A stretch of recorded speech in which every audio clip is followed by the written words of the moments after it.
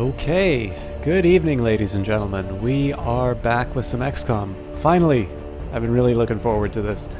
I'm gonna start with some character creation. I've got a notepad here somewhere. I know I owe Sean Bean his long overdue. There you go.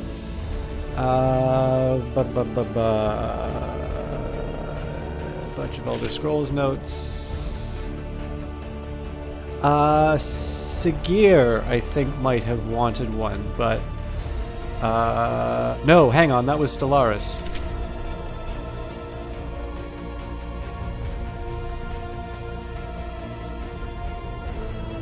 I think it was someone named German LMW. Now, I've not seen you in the cast since then. That might have been because I've been doing a bunch of Mass Effect. So German, if you're watching this, or if you see this in a VOD or something like that, or, I mean, I'll probably have to bring it up during the cast. The problem is that this list could mean anything. So if you are around, or you see this, or you want a character, and I've misinterpreted this, let me know, and I'll make your character. But in the meantime, I have my work cut out for me with Mr. Bean.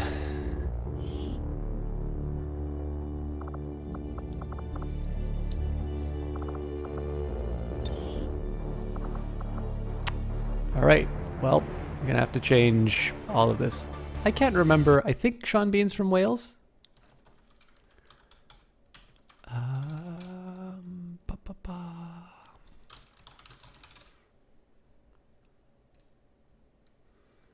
No, it's from Sheffield. Right, well, shows what I know. Okay, man, this is gonna be character building. Okay.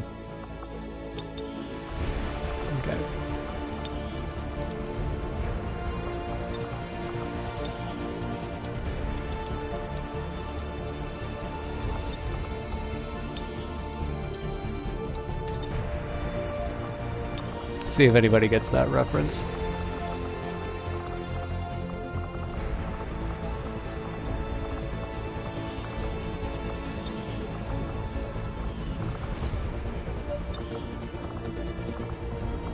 Will do. No need to ask twice. Will do. Got it. Roger that. Got it. Moving. Go, go, go. Got it. Copy that. Move, move. Running. Got it. Moving. I'll go for number 3. Confirmed. Alright, now this is going to be a tricky one for Sean Bean. Like, I could definitely go for hard luck because he always dies.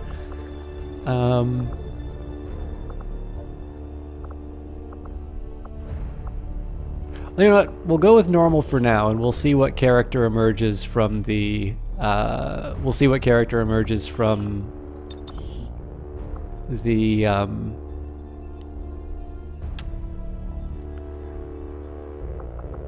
from the creation. So I think definitely latest skin is, yeah.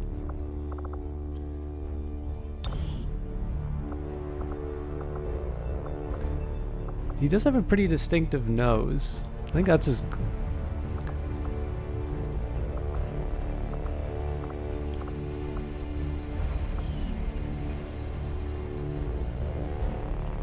Yeah, I mean, this is the problem. There's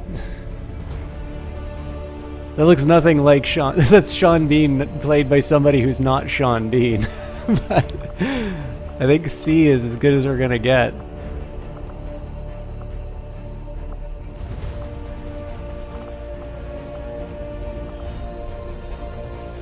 Alright, let's see what we can do with the hair. He normally has like longish hair on from both his characters, I think. So long layers looks pretty good. Doesn't usually have a ponytail.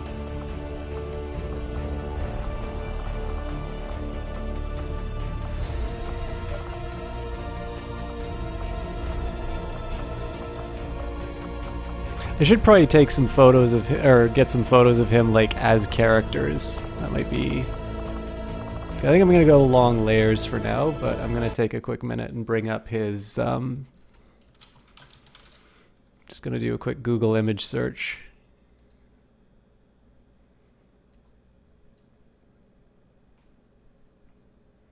So like just to give you an example of what I'm working with here. Like this is pretty diverse, right?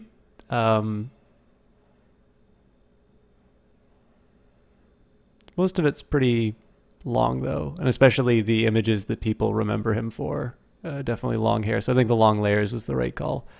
But I also don't want to be too slavish to like I'm not gonna have this I'm not gonna have this like up beside me the whole time. Because I do kind of need to I kind of need to own this. You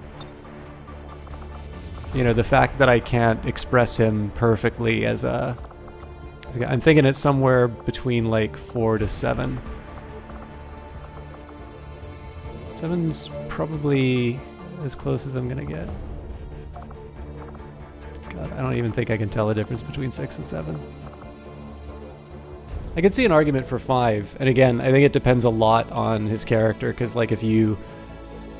It's a lot lighter in Lord of the Rings than it is in, I think, some of his publicity photos that I've seen.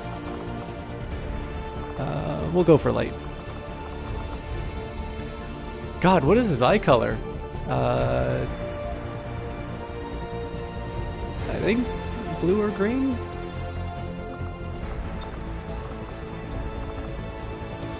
This'll do. I think I'll give him... So, not all of his characters have some scruff, but I think more of his recent... some of his recent stuff has been a little scruffy, so we'll see if we can do something with that. I also think it depends on what kind of options it gives me, because I don't think I've ever seen him with like a full beard. Yeah, that might work. That might work even better, actually.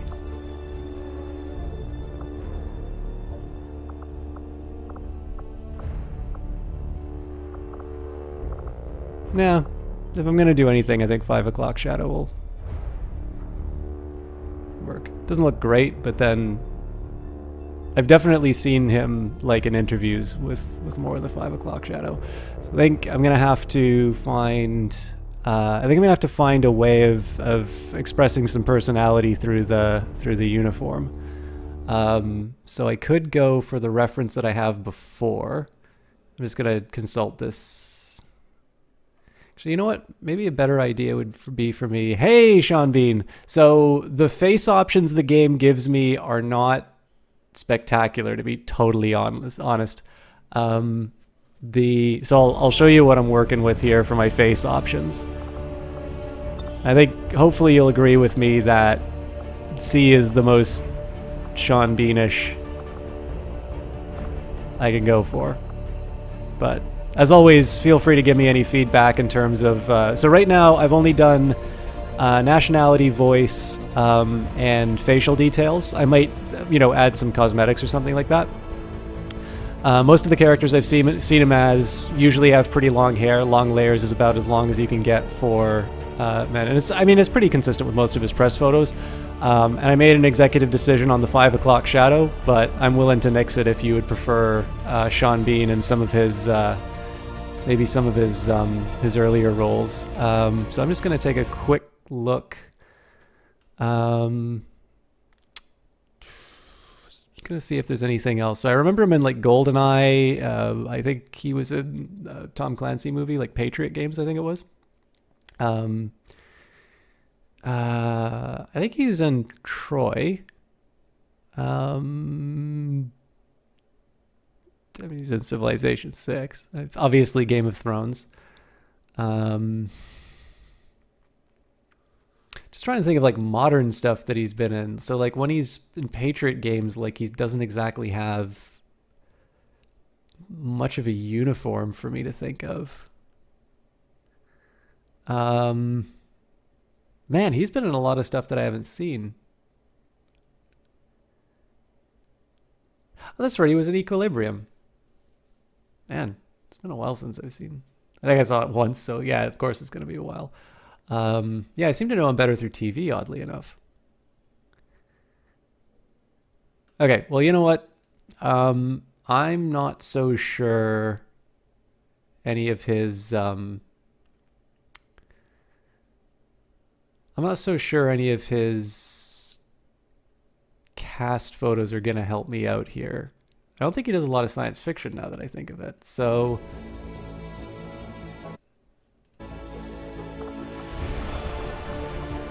okay, I'm pretty sure I can't do any pretty sure I can't do any of the helmets. Can't have those luxurious locks. I mean, if I want Patriot games, but that's a little unfair. I gotta feel like the hair is really the only thing that solves them.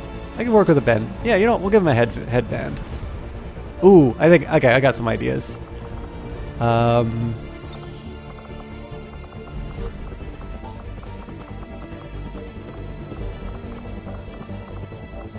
Oh, I haven't seen The Island. That was the Ewan McGregor movie, right?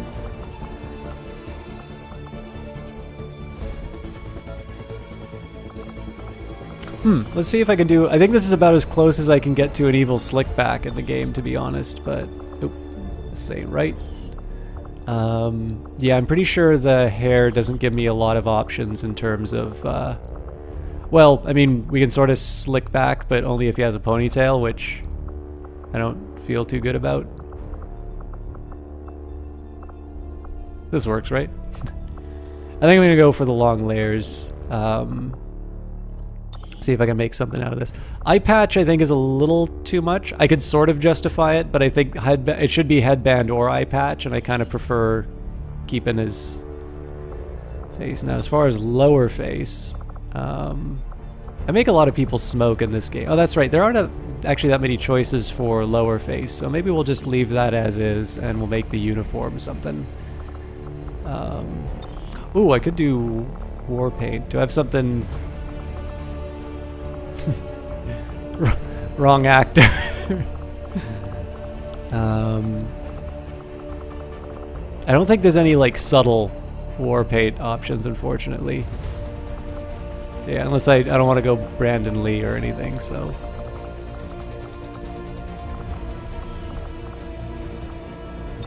Give him a scar.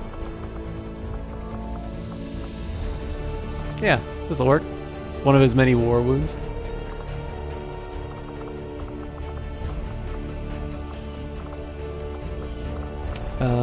Okay, body. So I might go for like a full camo. Like actually, so this uniform isn't so bad. I just think we might want to. I think we just might want to diversify the colors a bit. So, I mean, I could also go for like a full Union Jack sort of a look, but so what happens if I do?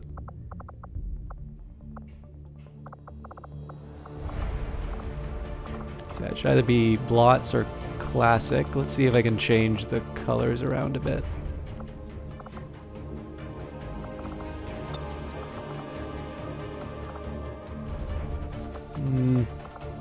I feel like I'm not quite getting the tones I want.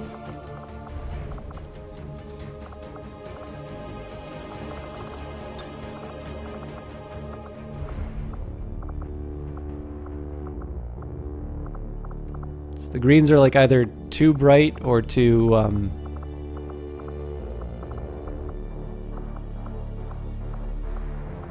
okay with that.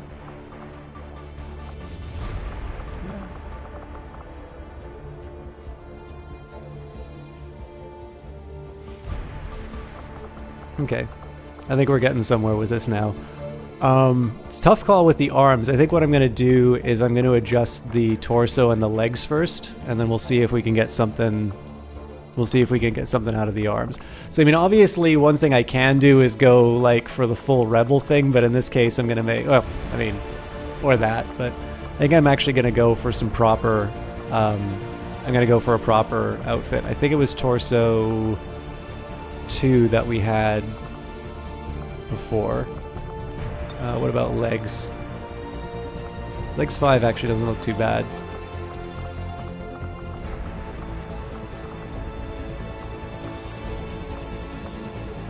I do kind of like the asymmetry of this one, so. And then for the arms... Okay, so something went wrong here, because... Oh, here we go. So I do kind of like this one with, like, the bands around the edge. So that's arms 2. The other alternative is that we start doing some tattoos, but... Well, this might work, actually. So let's see what kind of a forearm tattoo we can give him. That's his left.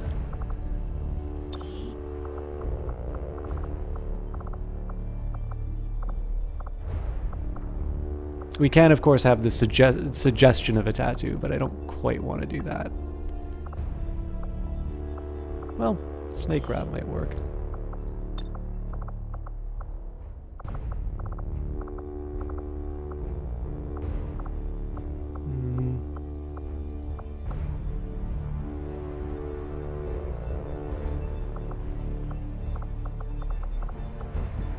Just trying to think if there's anything else I can do about the torso. I don't know. That's actually, this is starting to work for me a bit, I think.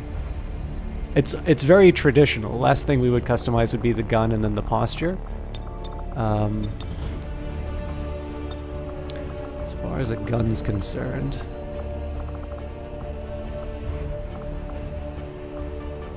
Perfect. Ship it.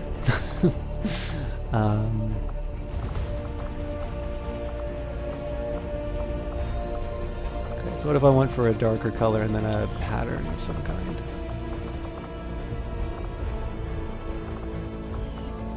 Not quite what I'm looking for. Kind of feel like it does need to match the uniform in this case. That or we go for like a similar like brown or dark color.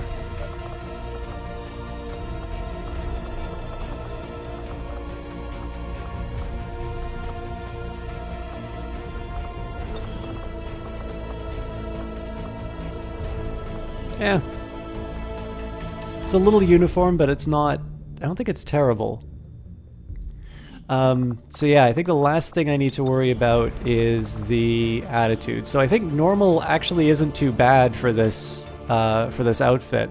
So Sean Bean, first of all, I'll get your overall thoughts in terms of... I know you said I have full creative license, but I don't know, I like having some participation inside of this. So I think normal might actually work here. We can do hard luck, because he always winds up dying.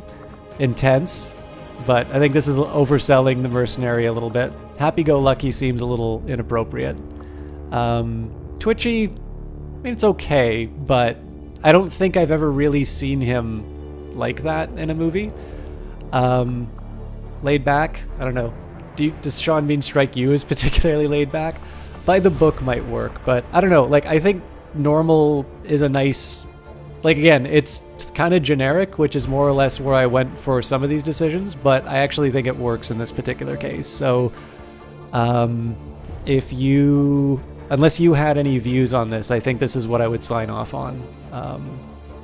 Which is possibly the fastest I've ever gone. You'd like hard luck. Okay. Let's... Mr.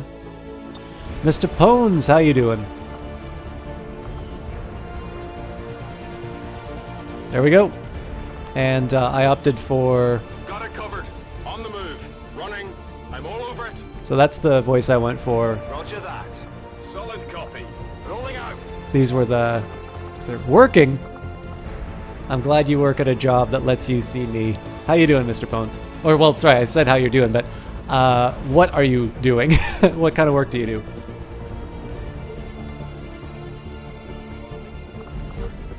I'm all over it. And poor Sean Bean can't catch a break. You know what? For the first time, I'm actually going to write a character biography. Let's bring up the IT remote support engineer. Glorious. I don't think I'm ever going to be able to work remotely from where I am. So basically watching Twitch works for me. I used to have a guild leader in World of Warcraft that did IT, which essentially involved a lot of World of Warcraft.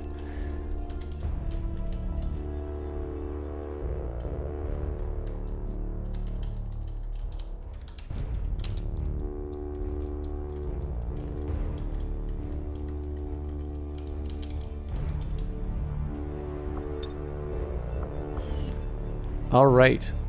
And so finally, the last thing that we do, I know a lot. Oh, I keep forgetting that I get other options here, but we are going to make him a soldier. For the soldier class, we always roll random, and Sean Bean, for the purposes of character creation, well, I'm happy with a heavy. Oops. Well, that was a little premature, but here we go. Here is the finished version of Sean Bean, which I'm going to capture a screenshot of, and we'll put that on Twitter before the end of the night. So I hope I hope that's kind of what you had in mind, Sean Bean. Obviously, we had the limitations of the game itself, but I don't know. I'll be honest, that turned out better than I was expecting, but that doesn't mean. Used to play XCOM back in the day. I think you mean are you talking about the original XCOM UFO Defense? I only played a little bit of it, and well after it was released. But I really liked Firaxis's take on. I really liked Firaxis's. Oh, XCOM Apocalypse! I actually got a chance to play a demo of that. I think, when did that come out? Sorry, one more tab out of the. Yes, it was. And actually, it was one of the few XCOM titles that Julian Gollop actually worked on. So when did that come out? 97? You're absolutely right. I'm curious, what was the order? So yeah, actually, so this will be some fun background for everyone. So there was XCOM Enemy Unknown, aka XCOM UFO Defense. That was by Julian Gollop. Terror from the Deep, 95. Apocalypse, 97. That was Julian Gollop. There was a flight sim, XCOM Interceptor. I've never even heard of XCOM First Alien Invasion. What in the name of God was that? Part of a budget range of video game series released from 1999 by Hasbro Interactive for Windows that relied solely on the play-by-mail concept. And there are no screenshots of this. Okay, I'm going to have to look that up. There was XCOM Enforcer, which was a first-person shooter. XCOM Genesis, unreleased. Was a strategy video game in development. The XCOM series being developed by Microprose employees, then working for Hasbro Interactive. I'll read about that later. Alliance, another abandoned project, which was supposed to be first-person shooter described as being strategy, adventure, and role-playing in the Unreal Engine. Okay. There was Firaxis's Take, which was kind of the first XCOM game I properly played, which was XCOM Enemy Unknown without the dash. Then there was the Bureau XCOM Declassified, which I think was in concurrent development. I think Julian Gollop almost tried to buy back the rights when he found out this thing was being made.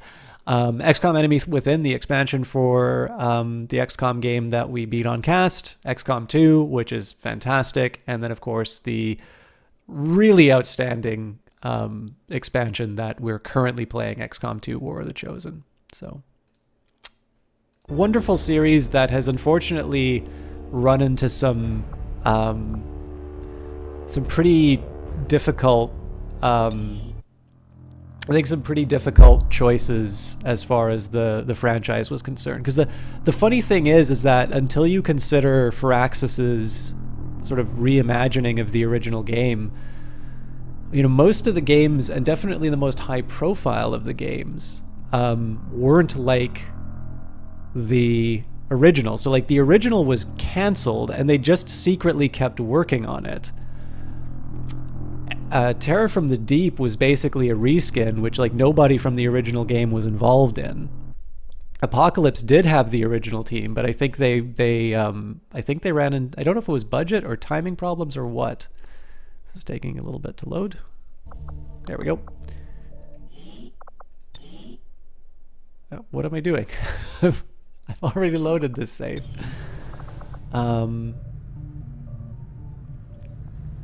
yeah, it's the ones that like have gotten a proper like advertising budget and whatnot have usually been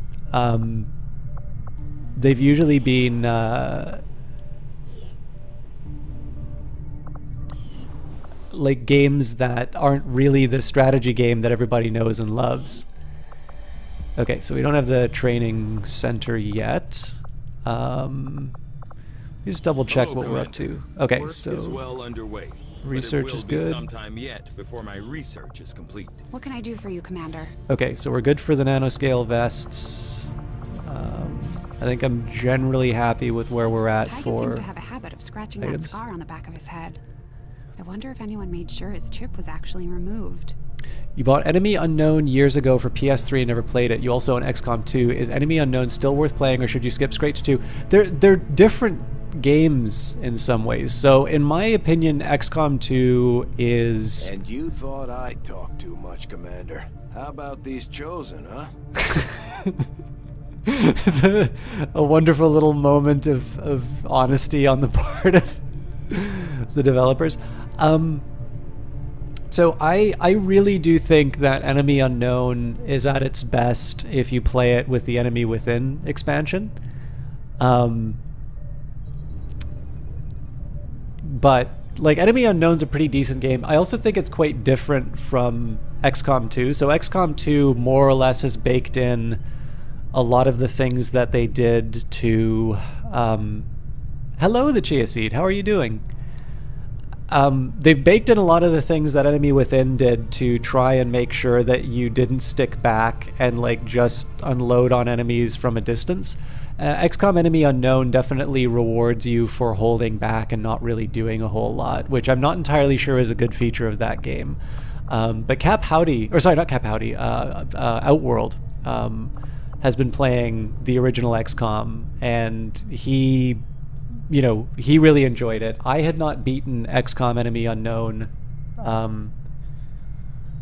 when I started playing XCOM 2, and I did XCOM Enemy Unknown with the Enemy Within expansion and beat it on stream, and I had a great time with it.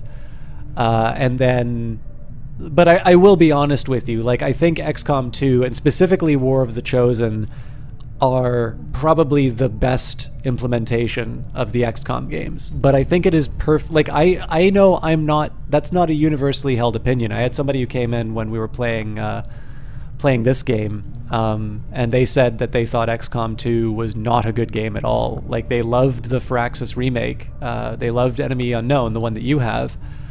But they did not think that that this game was a good one, which surprised me. I thought this was, really, I thought this is exceptional.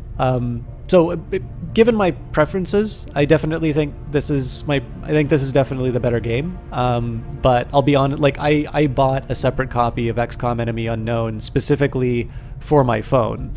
And as much as I'd love to play it at work, I do save it for like bus rides and stuff like that.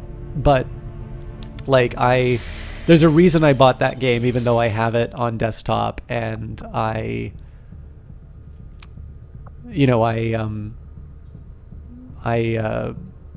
Looks like the Elders are getting close to finishing their precious avatar. I don't imagine that will be good for you and your friends. I don't know how to shut up. Yeah, like I really do enjoy the original XCOM, and like I said, there's a reason why I got a separate copy for the phone. So I'm doing all right. I mean, I'm playing XCOM, so that's always a good time, right? I'm gonna get the alien alloys really quick because I always sort of struggle to get those. But then we're pretty much gonna go straight into taking out a facility.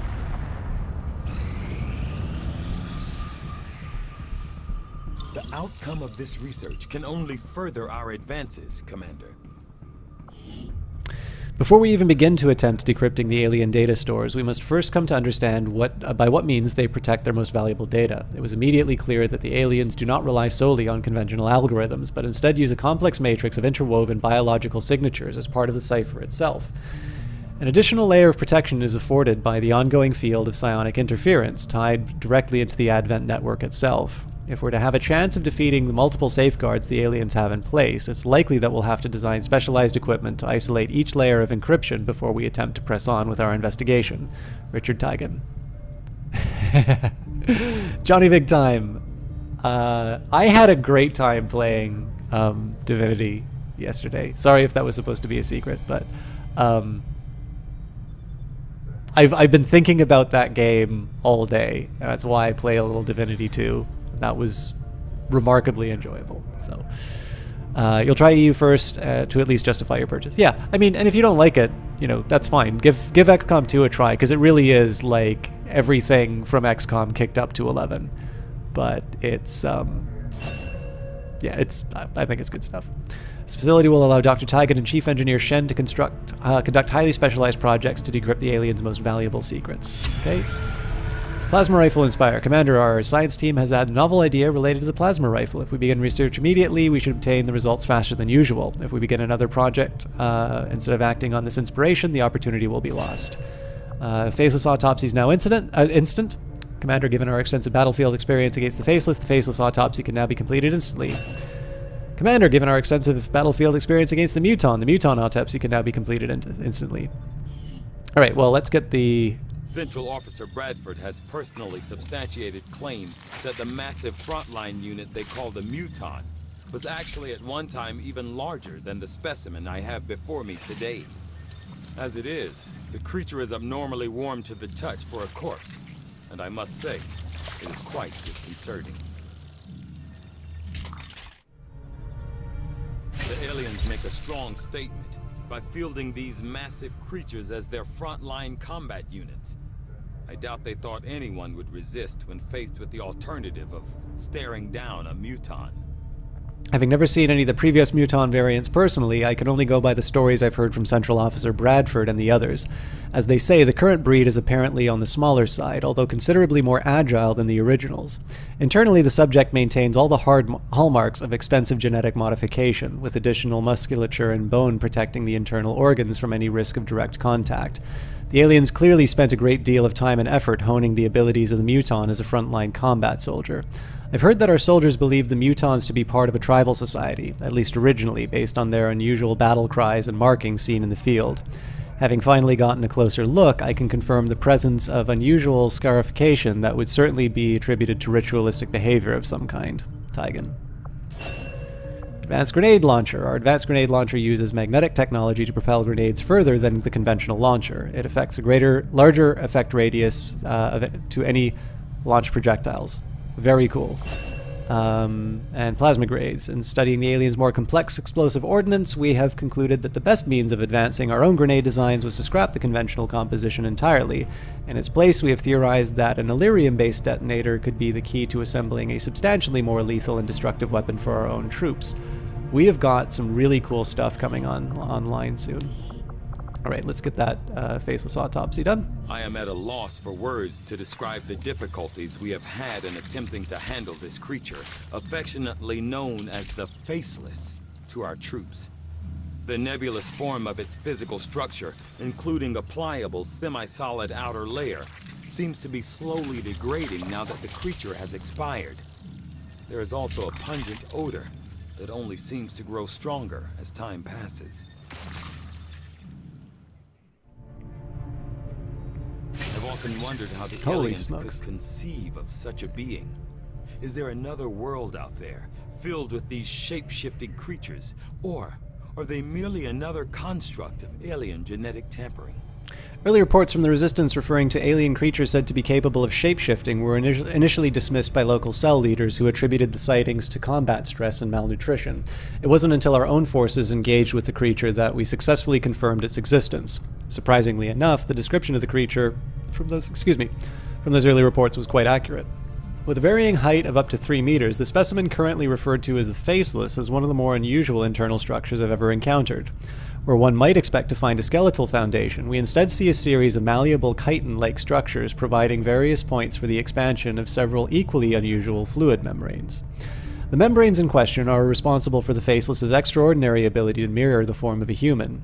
In recirculating key cellular combinations via an elaborate internal structure, the Faceless is capable of forming solid shapes while also mirroring colors and textures without physical sampling.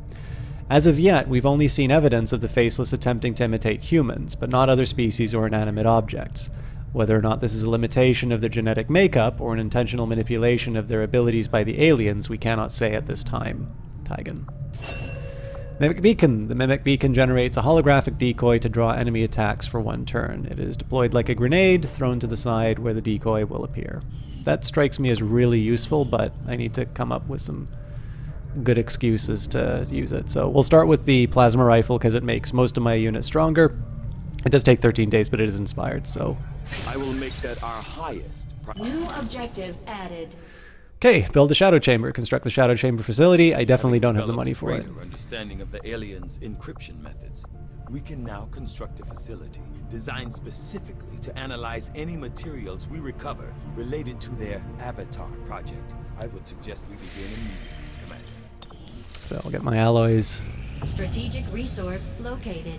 Sweeping the area revealed little on the surface, but sensor readings indicated something buried nearby, and we used high explosives to uncover the object. Once the dust settled, our team found several alien stasis pods buried among the remnants of what was once a heavily reinforced structure, and quickly broke them down into raw materials.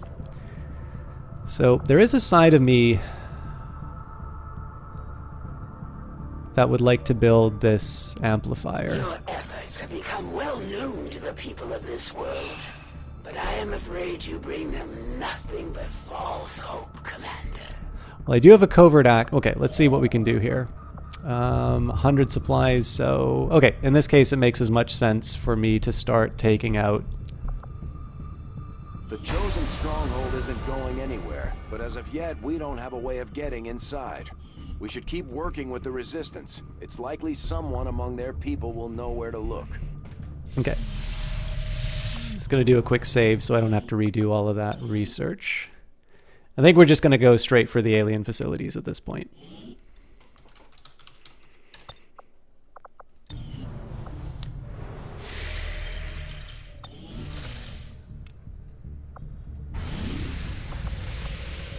Operation Shadow Walker. Objective: sabotage the alien facility. The aliens have constructed a facility deep in the wilderness. It is fueling progress towards their Avatar project. We must destroy it. Setting course for Sector 4, Chile. I'm going to be a little short on some of my better operatives, but that's fine. We'll use it as a training opportunity for some folks. Commander, if we have to, we can send the Spark units back into combat even when they're beat up. Is it beat up?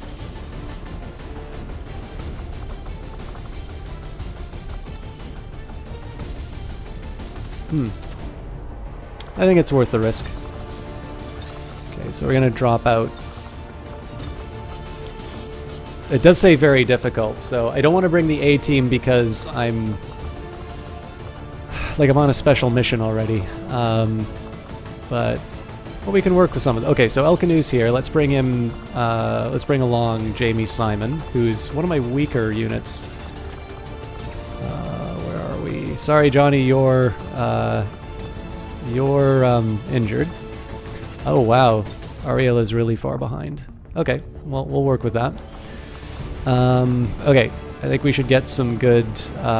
We should get some good specialists. So I'm an offensive specialist. Charlie Scott, what are you?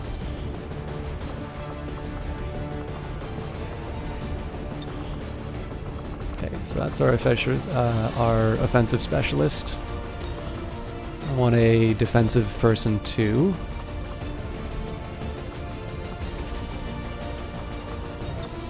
Jess is a healer, so I gotta make the items available. And we do need a sharpshooter, so I actually think Frantic Whisper would be good for that one. You're not on a covert action, you're you're wounded.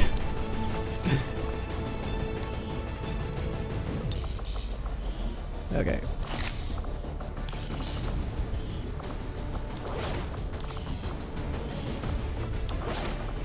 I love how they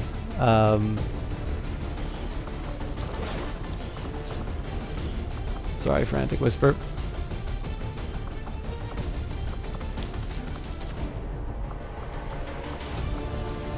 As a sniper, he's hopefully not going to be having close encounters. I mean, maybe I can build another... Yep.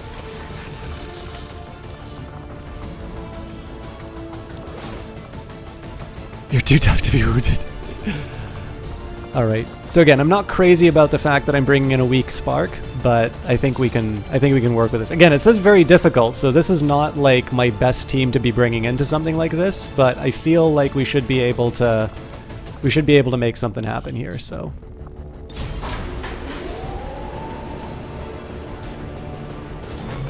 and Frantic Whisper is a little he is a little tired, but I think we can still work with that. Deploy. Squad green to deploy.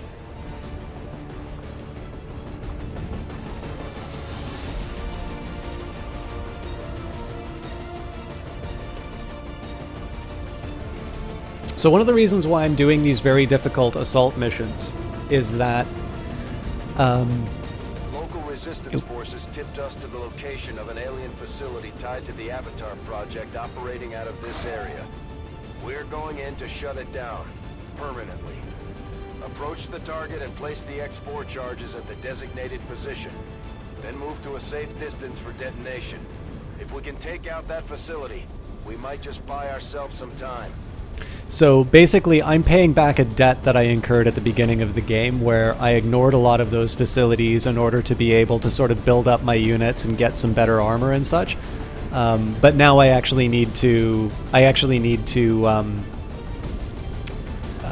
sure that this is now dealt with. So my Spark's pretty good. My Spark has that ability to act as a shield for my guys, so I now have like a mobile wall.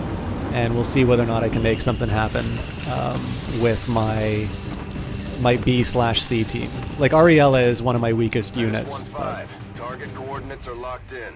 Move to designated position and place the X4 charges. The squad is concealed.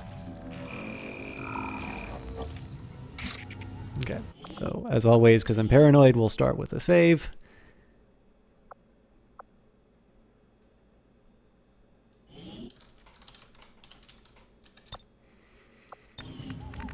I'm going to actually start by moving the Spark, and the main reason for that is that the Spark doesn't really take cover. Which does present a little bit of a problem in terms of trying to start... Yeah, so these guys are almost certainly going to see him. So I should probably prepare for a future where we don't get that sneak. This is actually going to be a really bad start to the mission.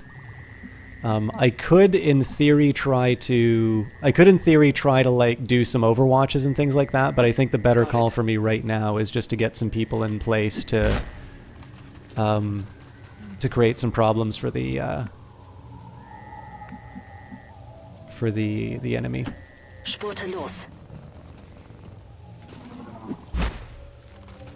So if any of them move towards this house, basically the Spark gets seen and it's game over. I want El Canoe nice and close. And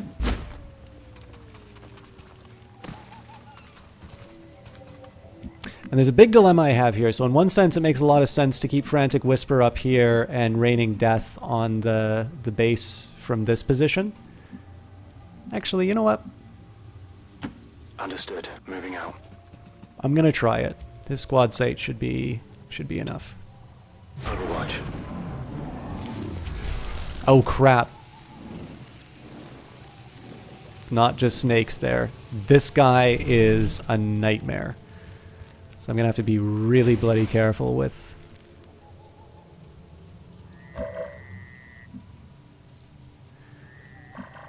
Okay,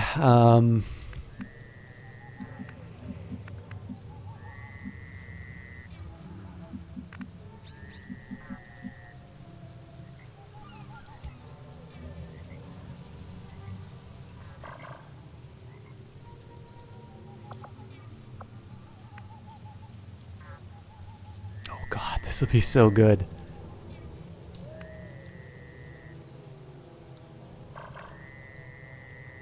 I can't believe I'm doing this, but I'm going to.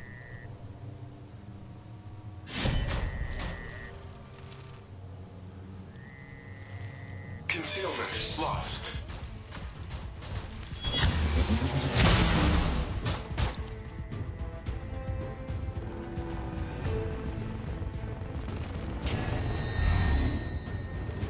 Oh crap! I should have done the overcharge on him.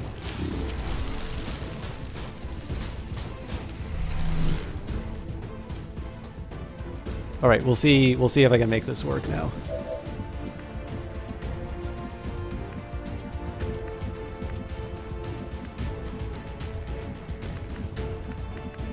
So, okay, so yeah, this is a bit of a problem because he's not actually able to... They ran so far away that none of my other units are able to do anything about this. J'y vais. Okay, we'll see if we can... Oh crap, that Spectre's gonna be a tough target.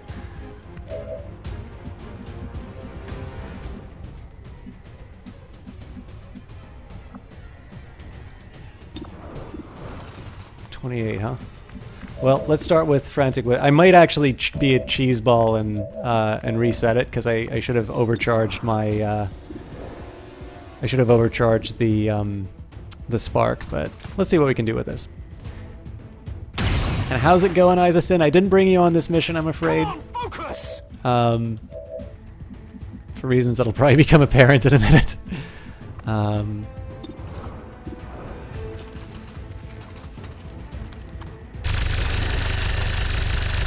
Yeah, that would have been smarter so that I destroyed some of his cover. On low skates. Oh, I got an idea. I'm gonna start trying to take out these Vipers.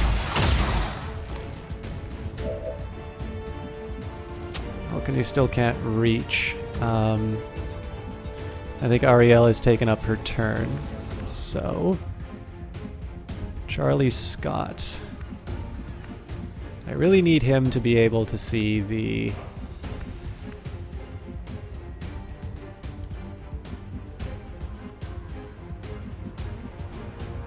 Okay, he's not able to see the target that I need, and that's a problem. I actually need him to, like, sprint to see... Drat. Yeah, this is not a good start. Here I come.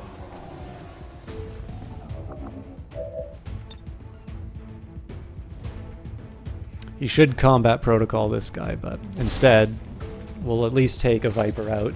So this is a really bad start to the mission, but I'm gonna try and repair my less than ideal start. So I kind of don't want to do... I don't want to do an Overwatch because this guy can cancel it out. So what I'm going to do is an ill-advised run and gun, because I believe I'm going to be left flanked once this Viper takes its turn. But it'll at least give me a fighting chance to take out this guy. Okay, that's all I wanted. Cible abattue. Oh! So many choices.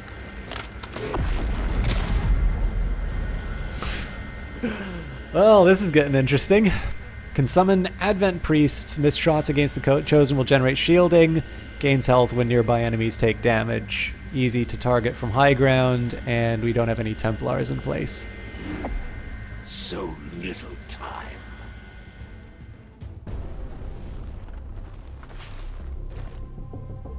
The Chosen aren't going to make this easy for us. Keep your heads down and press forward. We need to get to their location to take them out.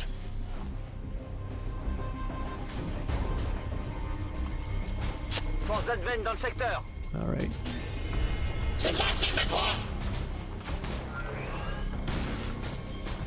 It's going to be a little bit of a struggle, but I think we can get through Time this. is running out, Commander. Okay, so can the Javelin punch anyone? Not here. Oh, my punch is on cooldown. Okay, fair enough. So one of the things I might want to consider is how can I give my guys a bit of a positional advantage? Alternatively... Okay, So it's an 80% versus a 70%. Technically, I'm not flanking this for some reason. I am going to move up. This might give me a penalty against the... Okay, fair enough.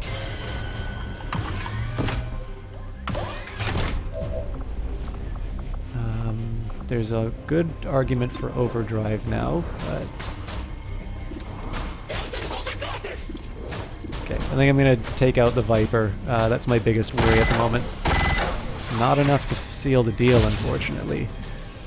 Okay, Tired of waiting around. unfortunately, I don't think I'm going to be able to do a combat protocol on the target I want, so I'll do my best, but don't have a lot of expectations. Cool. Alright, Ariella, what do I want you to do? Heavy cover is a bit of a priority. Position confirmed. Ponce! Oh my god! What a healthy host. I'm gonna try and drop a bomb on, yeah. This is for you. This is 1 to try and weaken his armor, and 2, if I'm lucky, he's gonna fall through that floor and take some damage.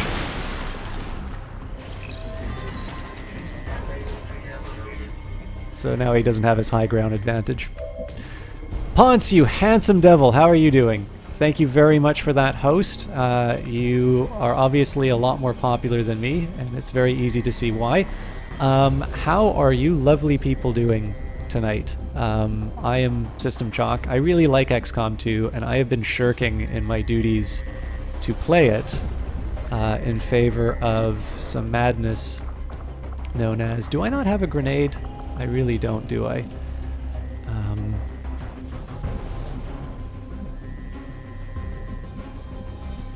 Against my better judgment, I'm going to focus on this. You're trying to learn Tekken, not so sure if everyone is still alive. Not a problem. Okay, now this lied to me because it said that I would be able to shoot aliens. That makes me sad. So... 76% chance to take out the Advent mech is pretty good. Have you ever played XCOM 2, Ponce? Hostile target down. Okay. The real question is, can El Canu get a slash?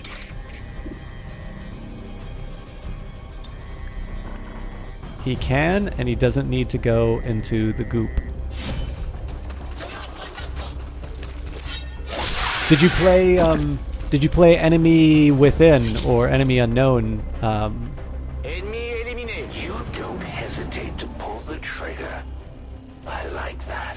I can respect the art form, but you're not gonna catch me with a sword. Along with 700 games in your... Yes, it's... Alright, let's see who he aims at. There's nowhere to go. Oh, this is easy. Okay, so let's start by moving the Spark. I need to get him out of the line of sight, which is going to be pretty easy. But of course, the next question is, can I move him into a tactically useful position? There's an argument for moving him here, because that'll be able to give some cover for my allies, but I actually want to move him off to the side here, because that will allow me to get a flanking shot on the Advent officer.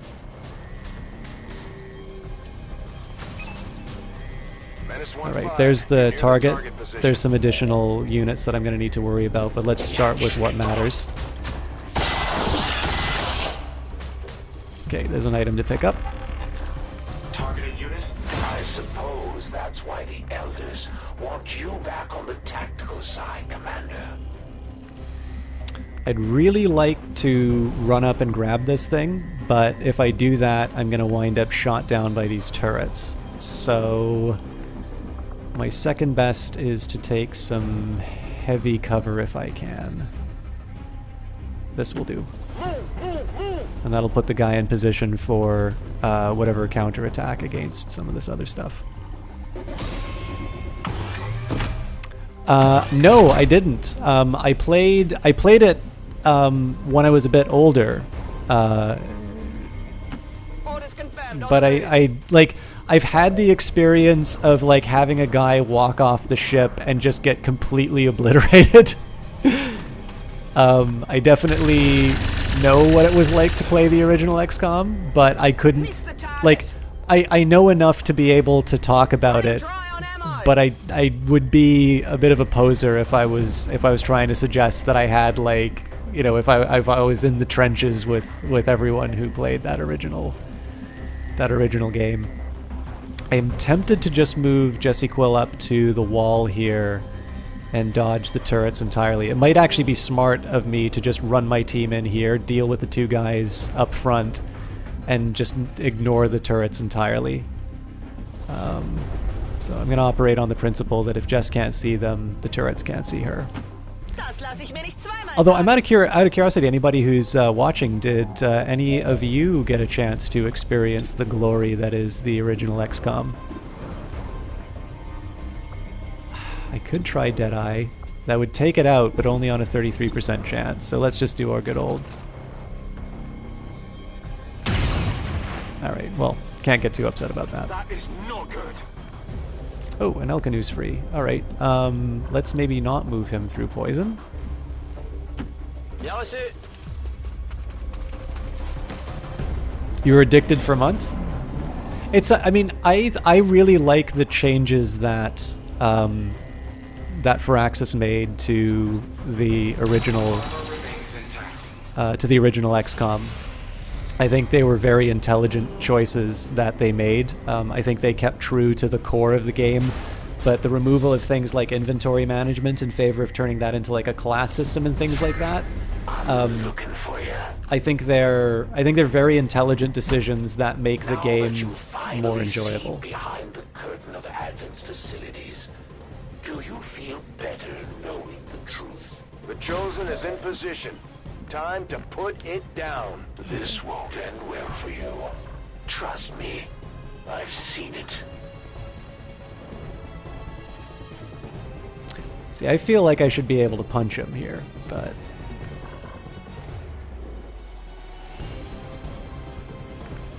Unfortunately, I do need to deal with this turret. So...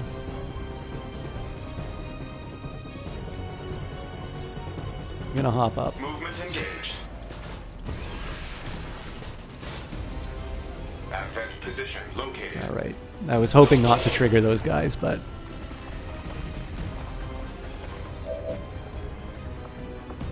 Alright, well this is a 100% flanking shot on the Hunter. I have to go for this. In fact, I'm going to do overdrive for this.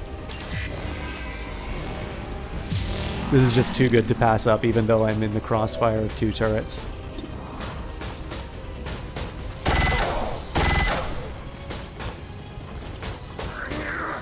I bet you can't do that. Oh, damn it. again. Alright. Bet you I can. 4 to 7? I can live with that. Especially because it'll destroy cover.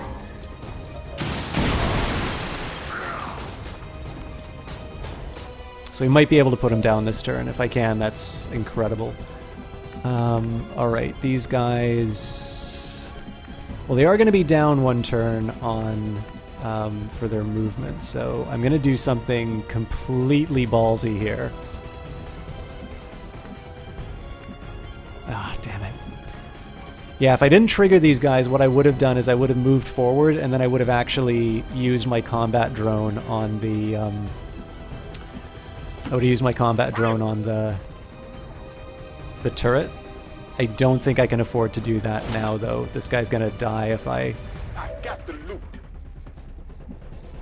get that saucy. So I'll move him into some better cover, and we'll make sure the rest of the team's in a position to take out these guys. So I think my first priority is going to be these turrets, mostly to make sure that my my Spark has a fighting chance. And this should clear it open for Armor still holding. some of my allies. I should have reloaded before I fired, but...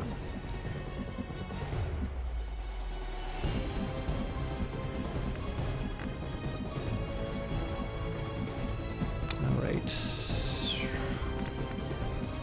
I mean, the alternative is I just commit and run inside and take these guys out. Well, Genug gewartet. here's an idea.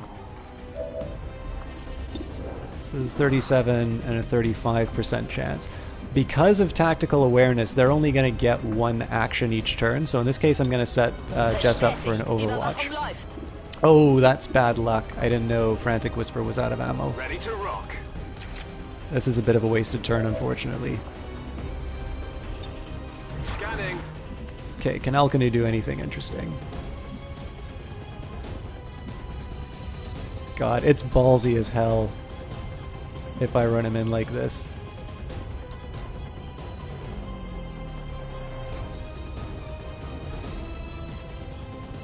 I'm going for it though.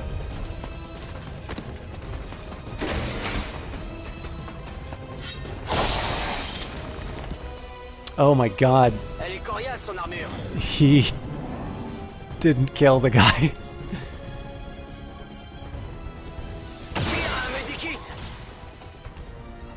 I was hoping That was a I'd mistake. At least get a laugh out of this.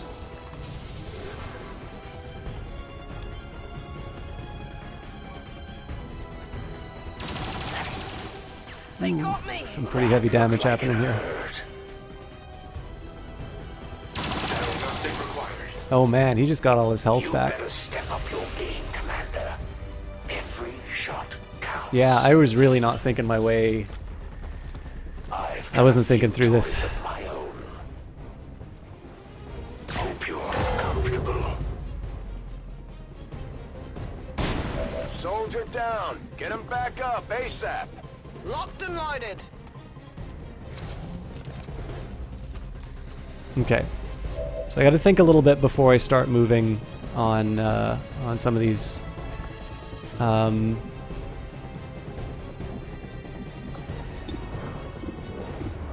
Should be able to finish the heavy turret, so we'll start with that. That's unfortunate. It's still moving.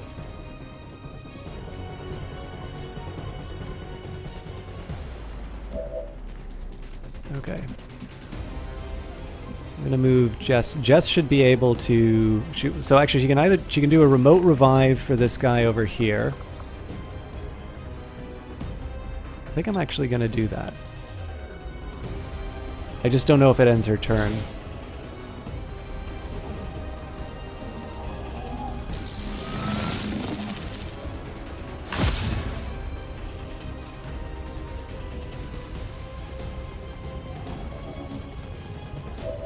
Okay, so let's get her to take a shot on the highest probability target, the Heavy Lancer in this case. Okay, so obviously didn't hit. Feind steht Not- noch. There wasn't a huge expectation there. Okay, let's see if we can take out the heavy turret. This is basically going to decide how I use the spark. You know what? I think it survived because of the shield. Yep. Okay, so decision time here. I'm not going to be able to take out...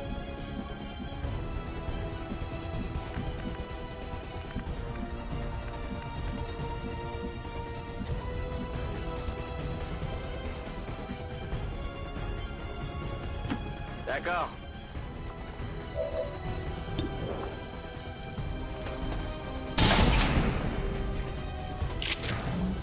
So he's going to get hit if these guys move.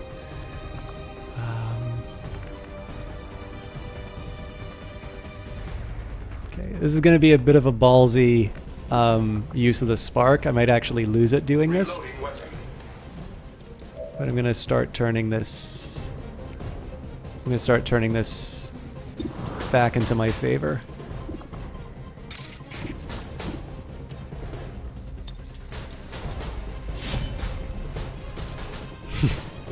Yeah, I don't know how that works, why I couldn't hit him with my sword that way, but I'm not even gonna try and make any sense of it. Didn't come here to play with your toys, Commander. Okay, now this guy's got full movement this round, so I can move a little bit deeper into the facility. Alternatively, I can try... I can try on one of the turrets. The really big problem is that my priority turret is actually this one. And it's currently shielded. So either I... So basically my job here is either I commit to taking out a turret, or I move my guys inside and we wind up ignoring the turrets. I think the turrets are a bit of a sunk cost at this point, so I'm going to move this guy back in over heavy cover. Now the problem here is I don't think I have too many opportunities. Well, I can do a decent shot on the hunter. But I actually think my better call here is to set up an Overwatch. This is taking way longer than I had hoped. On pas possible. That sucks. So he might get a flank on Elkanu. This is not good. Okay, that's an Overwatch. I can live with that. Frame integrity compromised. Shit. That's going to be healing for the... dice and lost this time. Ouch. We just lost the spark. And the guy wound up with full health. This is my specialty. I did not know he could do regular You attacks. should have pulled your people out when you had the chance. Jesus. Okay. On my way. I'm going to do my best to... Oh, I should have moved Elkanu first.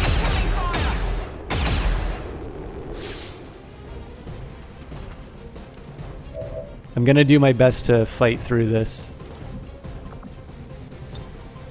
So my priority really should be the... my priority should be the shield bearer at the moment. Get ready for a surprise.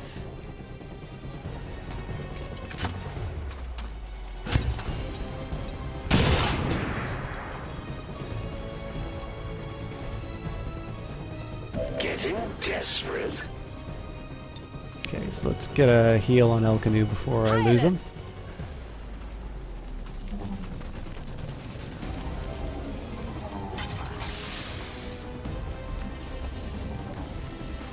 So it kind of depends on how the rest of this round goes in terms of what I do with Elkanu. I think I'm going to go for the advanced trooper even though it's still not a good shot. Okay, worked. Munition ist knapp. So now I actually don't need to worry as much about... So why isn't this thing... Oh, because I don't have anything to see it now. 10-4.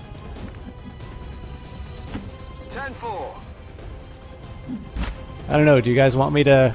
Here's a question, do you want to see me push through on this, or do you want me to reset to see if I can save the spark? J'y vais.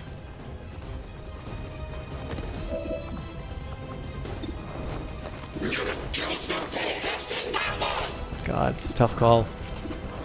I'm gonna take out the shield bearer. I might lose Elkanu doing this, because this is basically has a big flank with his name on it. Sur la réserve.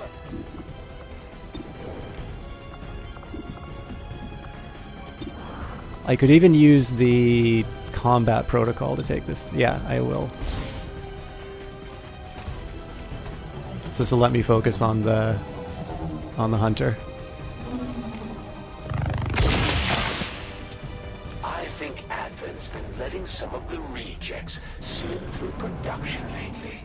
The Elders created you for this. Now it's time to prove your worth. Time to go.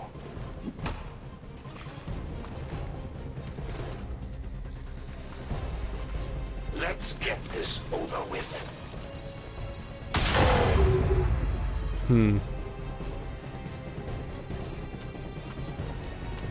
Ooh, they also got knocked out of there. I have to figure the more knowledge I extract from your soldiers, the quicker I'll find that flying fortress of yours. Okay, so his pistol's not going to do anything here. I'm left in the open if I do this, though. Moving to position. I still need to be able to wake somebody up, though. Get up and get back out there.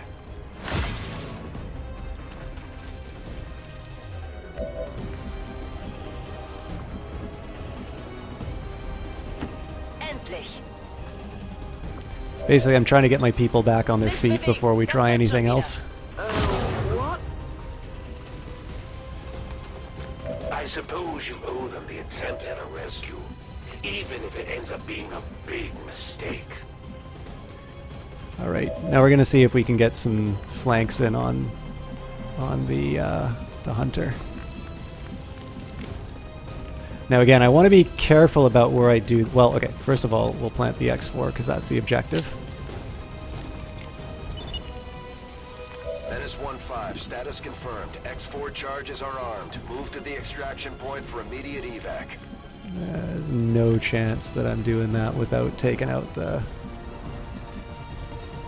Alright, so this is a nice little hidey hole for me where I'm going to be able to get a good... En route vers la position indiquée.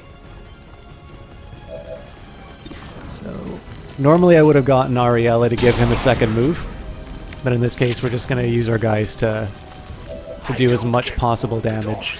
But when I do, it makes me angry. Okay, now I think...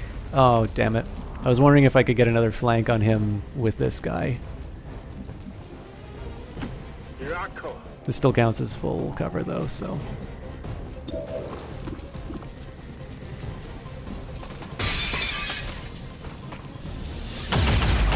I think that's a miss. Miss the target. Not the best first impression. Je peux plus bouger. Il me tire dessus. Let's try a new angle. Here, take one of these.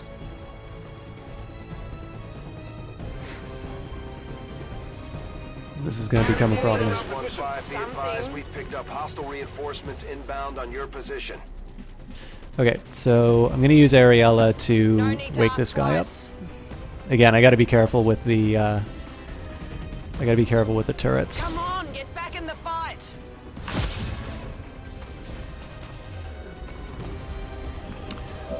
Now, I don't believe I can... Oh, I can see him. Okay. So he's currently flanked by the Chosen. I'm curious... So I can drop the Sky Ranger down pretty close to the entrance here, but I do want to finish... I want to finish this off with the Chosen. So, again, right now I've got a big target on me.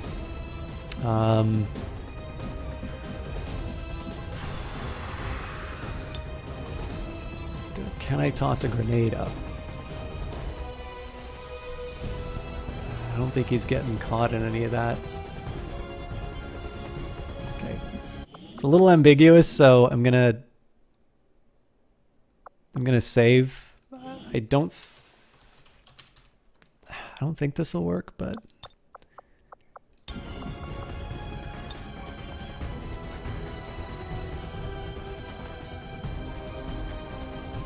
This is for you.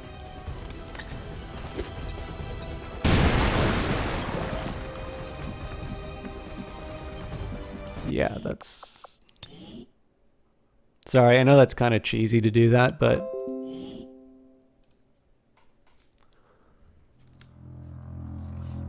But I'm gonna live with my spark loss, so...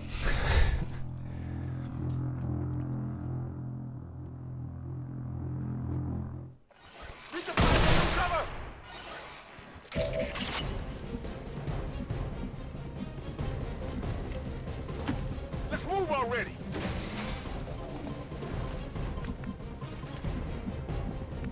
Okay.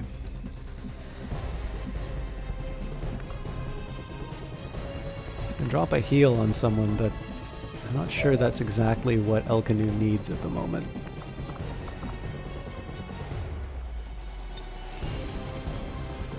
Hang on. What's Ariella doing? Okay, Ariella's already taken care of, so I'll do a reload. We'll see if we can take out this turret. The problem is that we're not going to have any best reply to the team that comes in. This is going to give me some option. This is going to give me some options for dealing with. It's going to give me some options when dealing with the Chosen. Fortunately, what's the best way to get Jess into position? Oh, well, she does get a shot on this guy. The problem is I don't really want to take just idle shots on him. Yeah, like 57% chance that he... So that's like a 43% chance that I give him a shield, which I don't want to do. So in this case, I'm going to set up an Overwatch. Now, Frantic is a bit of a tough call.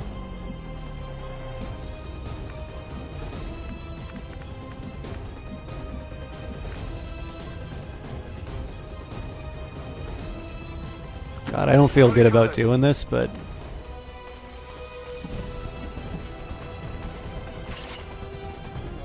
Go on already. Kill all the humans.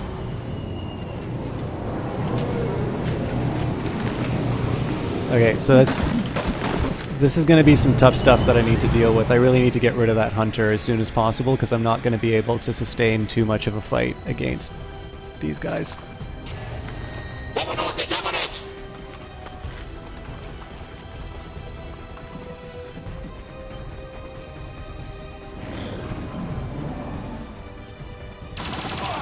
Jesus. I hope you've got a good That was...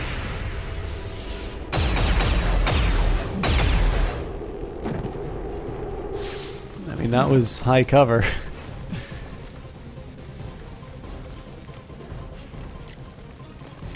If I... Jesus. Okay, I think I can still save Ariella, but I don't get... I don't get Elkanu's second turn anymore.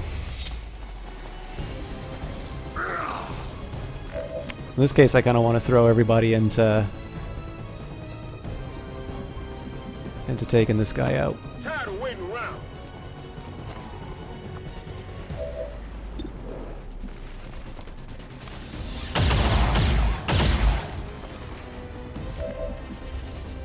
Okay. I'm all out.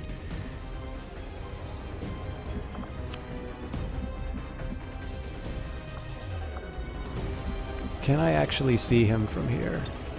I hope so. Oh my god. Is there anyone else who can do this? Yes, Frantic Whisper. Heading out. Holy smokes. I am so glad he did not take damage in that, otherwise that would have been game over.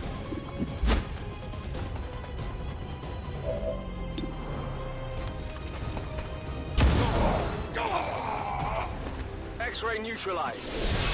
Okay, so we're going to be able to stabilize Ariella. We're going to send the Sky Ranger in to this entrance, and we're going to get the whole team out. You might be the first to ever take me down more than once, Commander. Don't get cocky. I'll be back to finish this later. I'd say we owe our people a break after taking down that Chosen, Commander. I doubt it'll be long before we see that thing again, though. Brauche Evakuierung!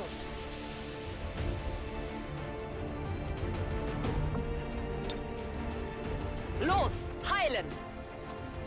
So I'm going to need somebody to pick up Ariella and take her back. This is definitely a really inefficient mission in terms of how I've used my team. We're going to have a lot of medbay time.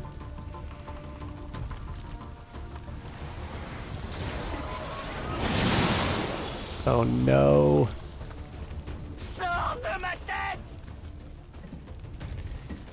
Alright, well...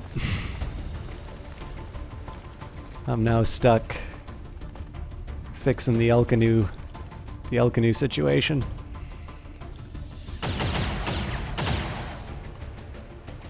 Werde angegriffen! Ja, drück doch mal! Oh ja, ça va.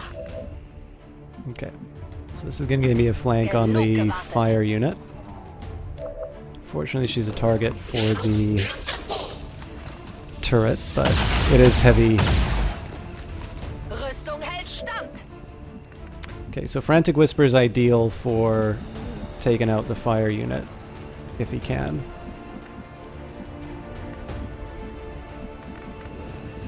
I do need to make sure that Elkanu doesn't get a shot on him, though, which complicates things. On your order.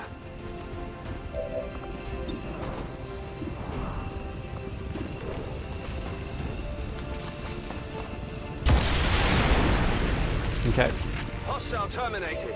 So ideal solution is one that takes out the priest, but Oh yeah. it's gonna be tough.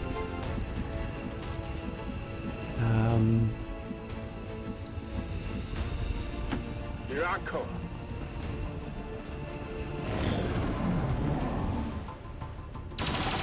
Holy smokes. And it gets an Overwatch. That's tough. Okay, that's going to be inconvenient. It's also going to be tough because Jessico's going to have to move past the Overwatched turret. Oh, 2 Overwatch guys. Oh my god. I don't know if I can take 2 people getting killed.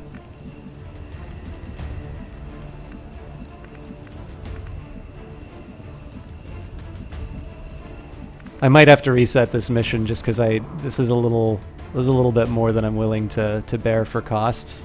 And I did make some mistakes at the beginning, but yeah, sorry to do this, guys, but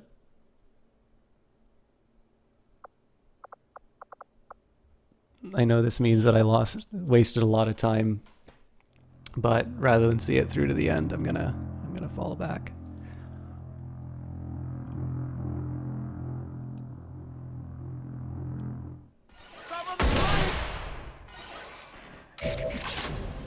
Oh, whoa, whoa, whoa, whoa.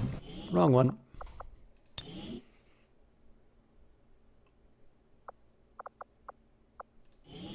I'm gonna blame this on being rusty. So one of the first problems I did was when I ran my Spark in, I didn't do the overcharge. Okay, let's see. I'm gonna try and recreate this as close as I can.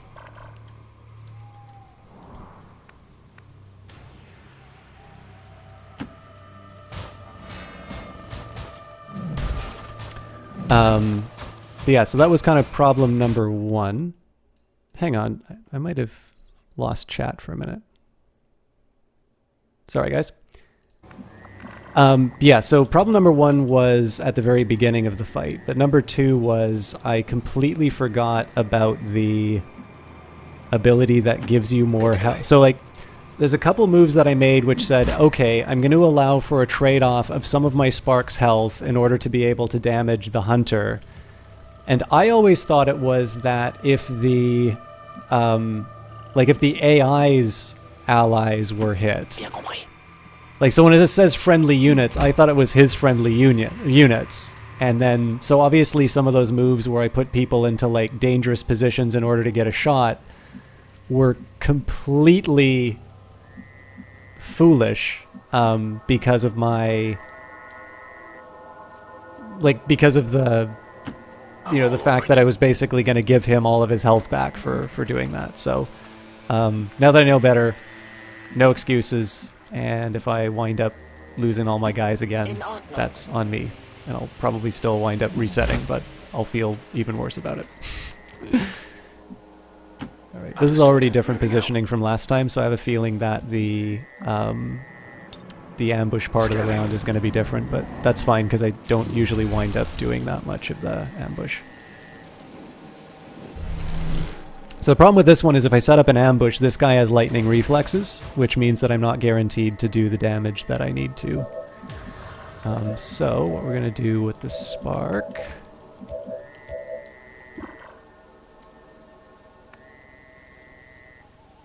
So yeah, I'm going to set up an overdrive and hopefully I should get a punch in as well. Hello, Jesse Quill. Well, I made a bunch of mistakes, so I decided not to accept those mistakes and instead declare myself a noob and reset. But I'm about to show you a really cool ability from the expansion. I like punching aliens. How are you doing tonight? How was Dead by Daylight, I think you were playing? Detected by hostiles.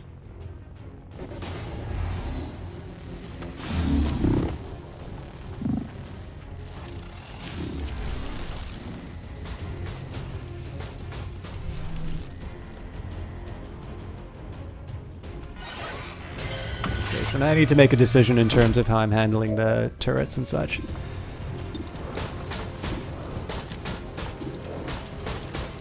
So 68% chance, 70% chance. You know what? I'm gonna see what the rest of my team can do first.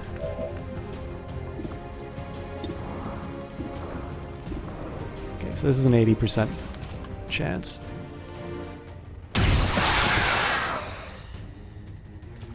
Hostile target down.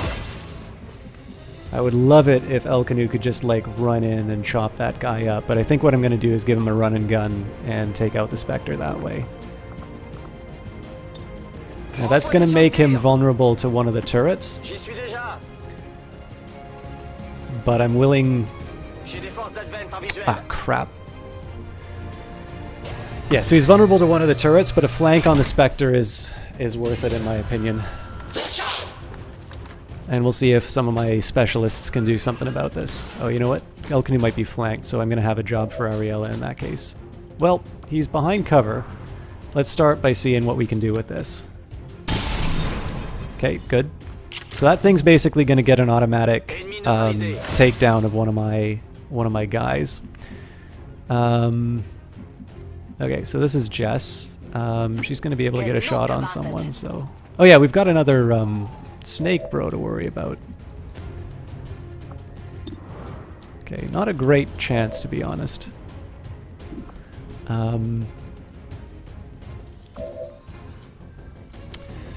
Rain Man.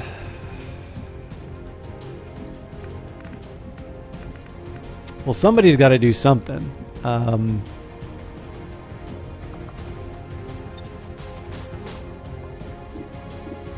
Okay, I never remember what the percentages on these things is, but I think I'm going to try and take over that.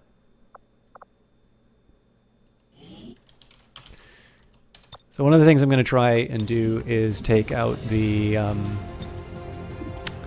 Advent mech. Taking control.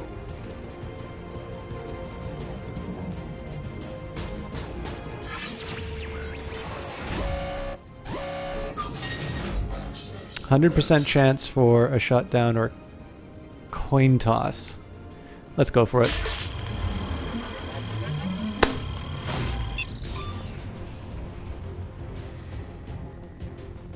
So hopefully that'll give something for the turrets to work on. I've got access.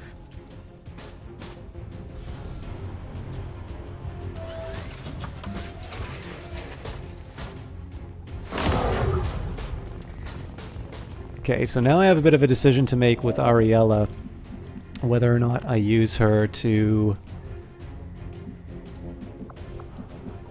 give El Canu another move, I'm on the move. or whether or not I try and take down the snake. It's only a 34% chance.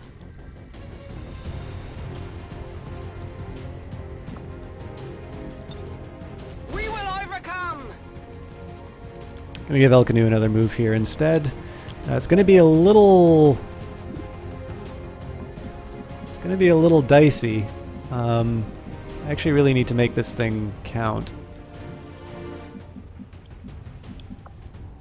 I don't have a way of making it count. This is not a good decision at all. Well... Did something. Yeah, that was a waste of the teamwork. But...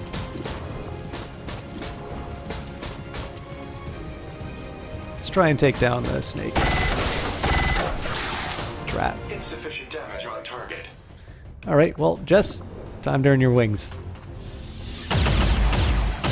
Ah well, it's only a 35% chance.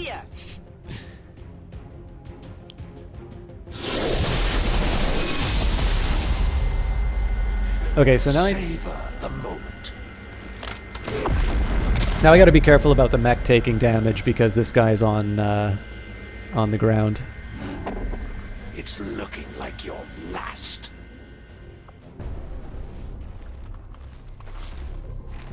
By the way, Jess, I noticed your badge changed. Is that They sent in one of the chosen. We should try to track that thing down and deal with it before it causes too much trouble. Is that because you just signed up for TwitchCon, or is that something that changed otherwise? Frame damage detected. So technically, the Watching you. technically the Chosen would gain health off of that, but they don't need to worry so much about it this time around. Okay. I'm gonna move closer to the wall here.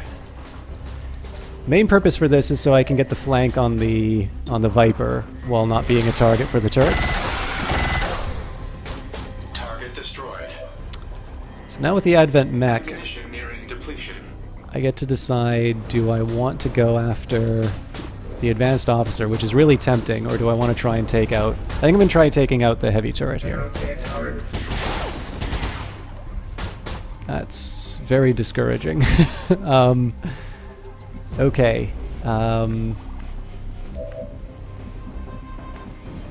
don't think El Canu has run and gun for a while, so what?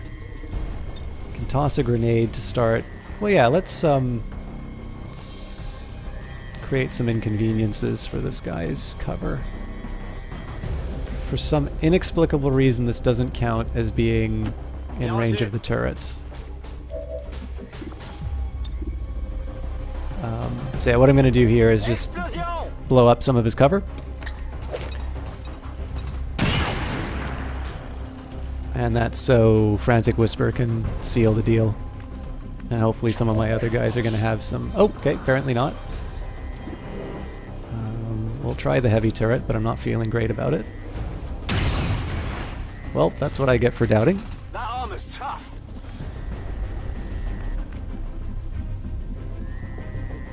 Okay, we'll move Jess up and get the flanking shot on the officer.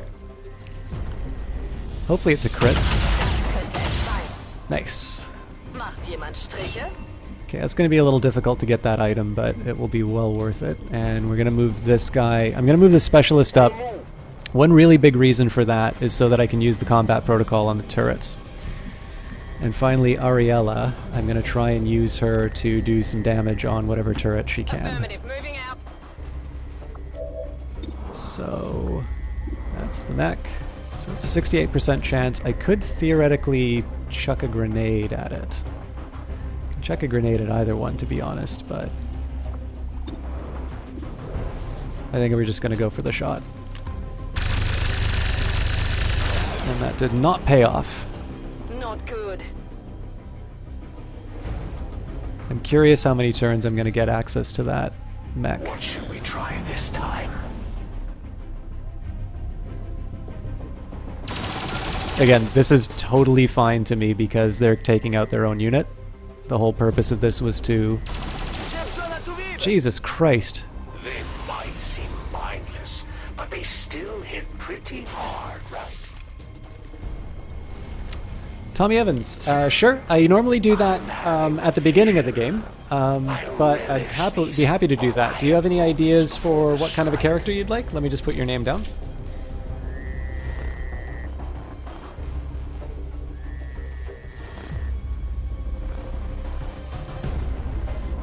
So you can give me a little bit of a biography of yourself or a style of look that you'd like. I'm pretty open in terms of what I build for characters. I think we're going to try the same thing with the heavy turret.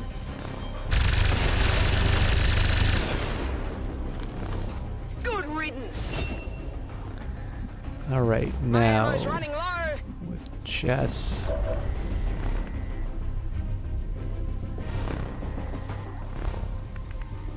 I'm tempted to just let him get the shot off. In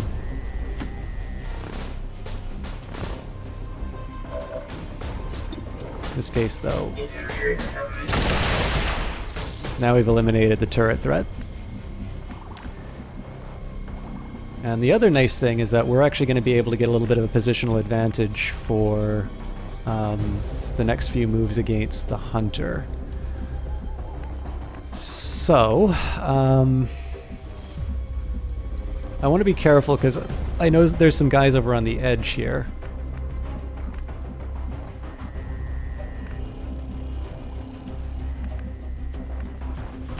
Got it.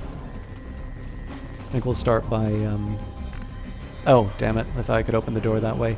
Alright, Jess. I kind of want to just reload, but...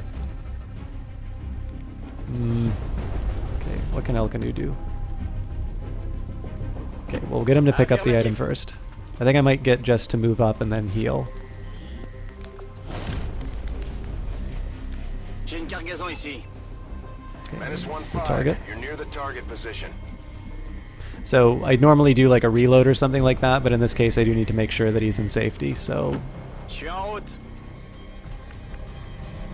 Now as far as Frantic Whisper, I think it's pretty unlikely that I'm going to need him on the roof like that, so we'll move him up. My team is kind of spread around, but... I'm on my way. I think I'm going to get a little bold with my...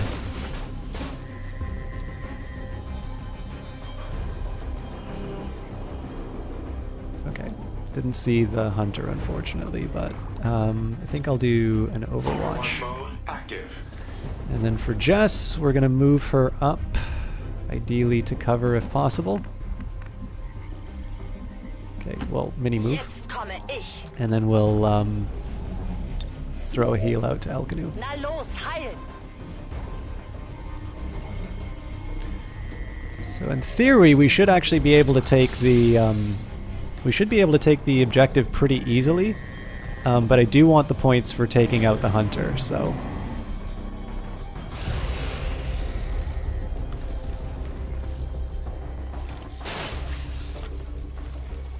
So, you went into the Advent black site.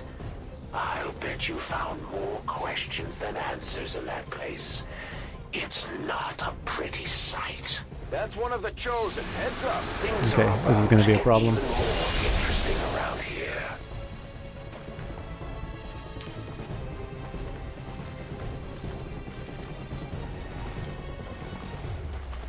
So I should be able to get a flank with the.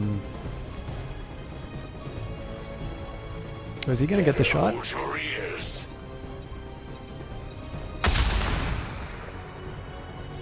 There's an art to what I do. Okay. So again, I'm totally fine abusing this Advent mech.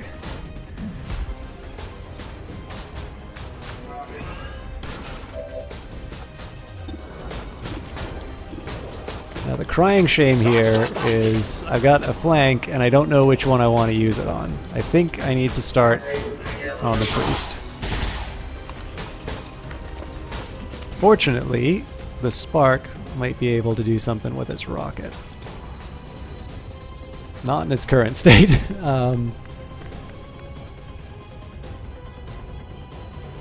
Also, sadly, no flanks.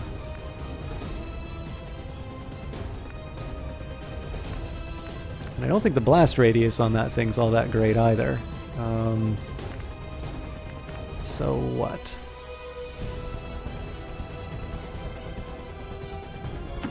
Servos engaged.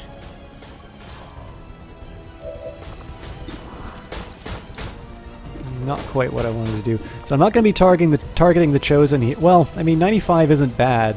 The main reason I don't want to do that is on the odd chance that I miss, because that'll give him some shields. But in this case, I'm just going to take out the priest before he can cause any problems for me. And what I'll do with the rest of my squad... Is he still alive? Oh, jeez. Oh, okay, it's because of his ability, that's right.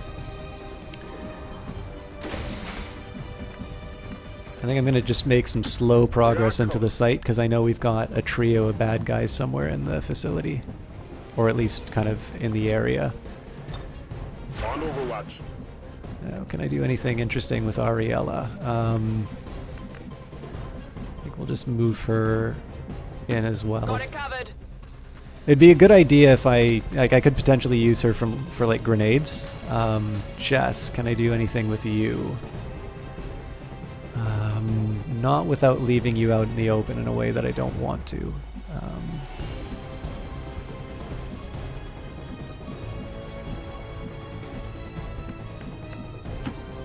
Are you going to start by a blue move and then a reload? This is going to be a bit of a weak set of moves, but I don't think the hunter can do a whole lot to Location confirmed. damage us here, and I also think there's going to be a bit of dancing around, trying to deal with the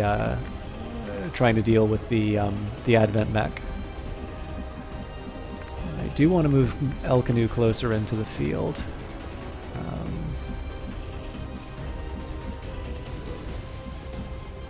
That's right. So El Canu would count as behind cover near this spark, but the problem is the hunter can just hop up and cause him damage that way. So instead, I'm going to move him onto the roof, and we'll use him next round. Tommy Evans, feel free to let me know... Okay, this is going to be a bit of a problem because I didn't take this thing out. But I think that's what the rockets are going to be for. So this is going to be a little bit of a problem because my team's all spread out, but not insurmountable. Oh, Jesus Christ, that's awful. That's a huge disadvantage. Ma position est vulnérable.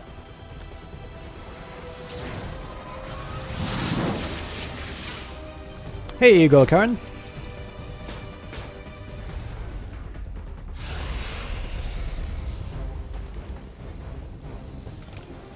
Yeah, this thing just completely fell out of my control. That's... oh wait, hang on, that's... El Canu wasn't in stasis. Damn it, one of our soldiers is down. They're vulnerable to the Chosen's attacks in that state. Get them back on their feet ASAP. Okay, taking out the floor underneath the mech is something I can do, but it would be better to do it to the Chosen. Can I credibly move Ariella in? Moving to designated coordinates.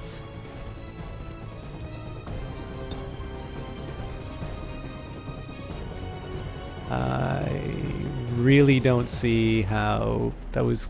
So this is claiming that the Chosen somehow gets damaged by this. I don't believe that for a second. I think this one I'll do a quick reload on. Loaded.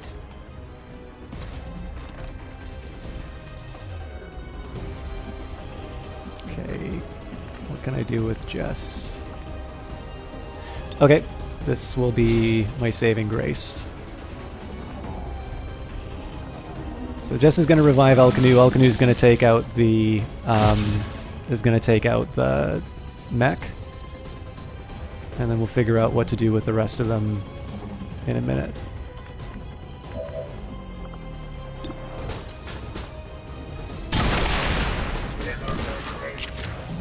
Cible abattue. You're a cold-blooded killer, Commander. It takes one to know one. Okay, not a lot of great shots for me here.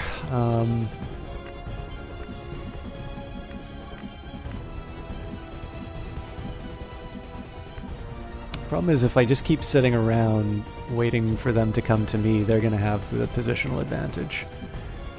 Let's move already.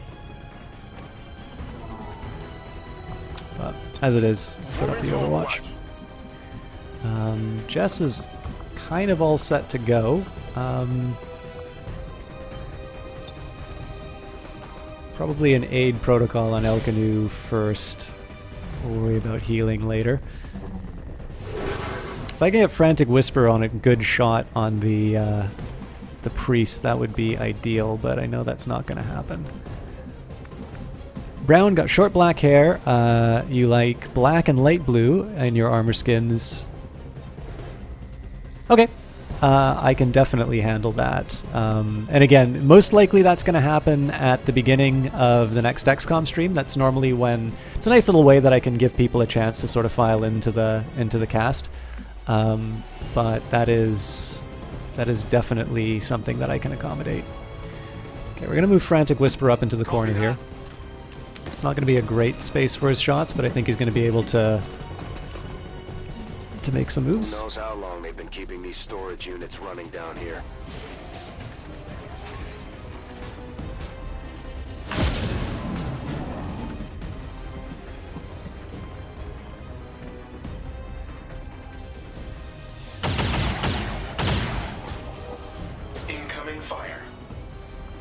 gonna be really helpful to know. Okay, this guy's gonna drop some shields. That's a shame, but Diagnostic required.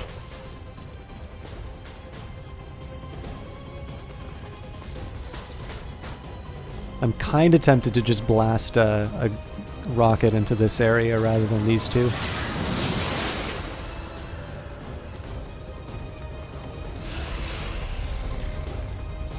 I'm the best there is.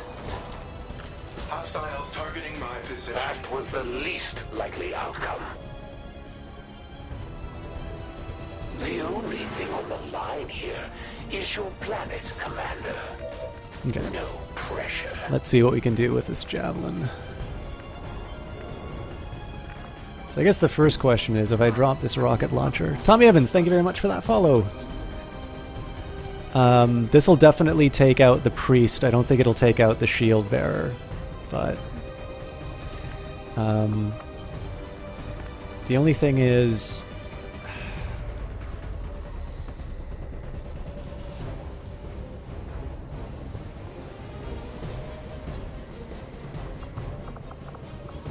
I think it's time to overdrive.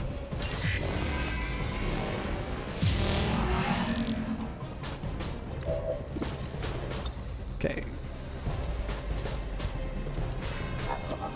1.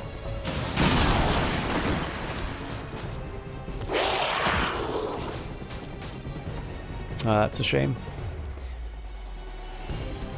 This is going to free up my people to take out the elders really don't like it when you kill off their priests. So Ariella should be able to get a good shot on On my way. the shield bearer, which will take out the remaining. So the problems here is that that frag grenade would have been good for taking the ground out from under the hunter. Ooh, that was the one time I really didn't want that to miss. It's still moving. Okay, let's see what Frantic Whisper can do about this. Absolutely nothing.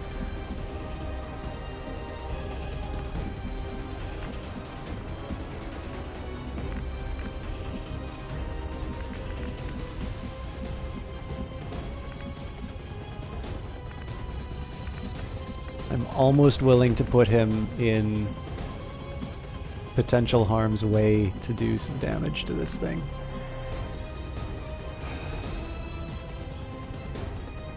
I don't think a grenade will do enough though.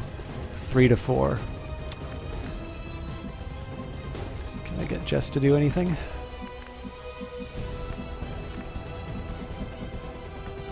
Played it too cautious.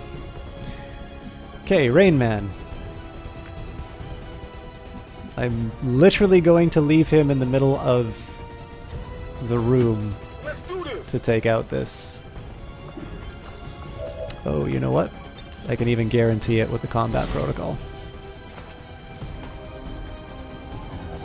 So again, I don't normally like leaving an agent out in the open like that, but this helps me out.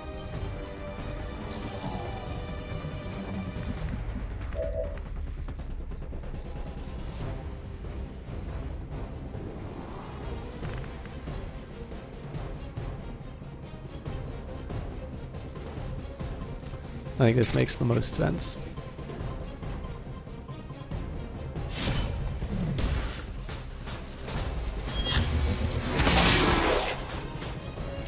I apologize for your untimely death. And last action is basically just a reload. It's nothing too exciting.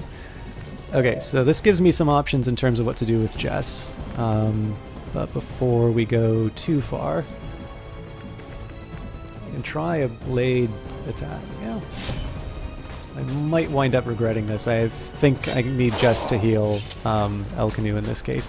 This may not have been a great decision. More than a few wounds to slow me down, Commander. The reason this may not have been a great decision is because he only needs to do damage to someone to heal some of that back.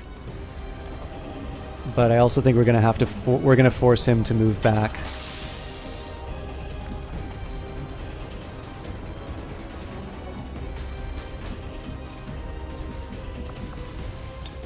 So for here, I think Overwatch is a good idea.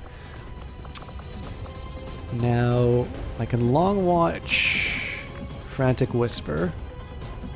I can get a cheeky pistol shot off on the Chosen. Or I can try and take the high ground and hope for the best next round. Well, Moving to position. yeah, this is actually interesting. So what this is going to do, this is going to cut off the Chosen from being able to do their own move to the high ground. So let's see how they react to that. Trank shot. Alright, bring it. Down. A wealth of information right at my fingertips. Just need to tap into that little brain of yours. I'm quite astonished that this does not count as a flanking shot on its own. So we'll obviously make the move. On the move.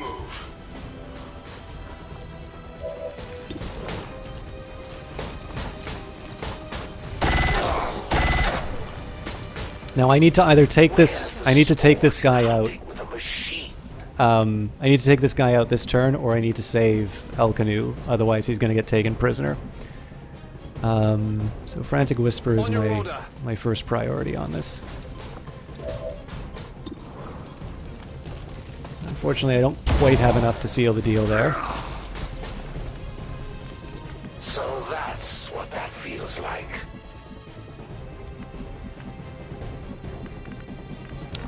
No. This is a dilemma.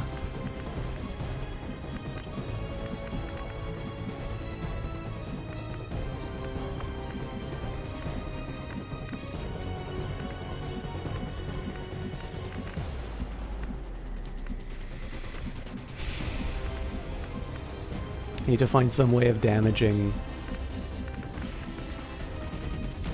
the Chosen. Hey, the Exception, how you doing? So the problem here is that Elkanu should be the one that's distributing the second move.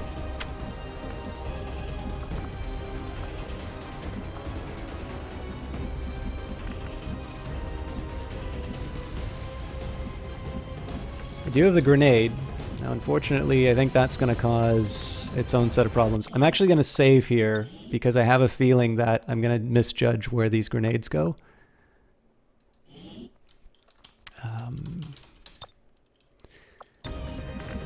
So this is probably going to result in some of my guys getting damaged. Potentially the smarter move would have been for me to go for Frantic Whisper. Like, get Frantic Whisper to save. I've just worked myself into a little bit of a problem here, but I think I can find my way out. Tired of waiting around. So I think what's going to happen here is the Spark may take damage, which I don't like. And Elkanu's going to take some damage. Heads down.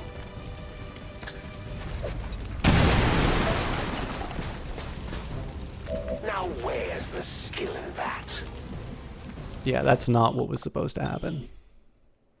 Basically, I'm trying to make the ground underneath Elkanu and the Chosen collapse because Elkanu should be able to survive that while the Chosen does not.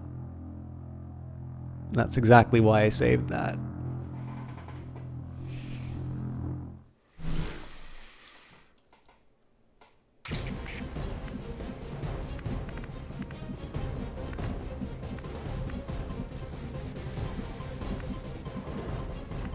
I mean, I suppose the alternative is if I move up here. Move already.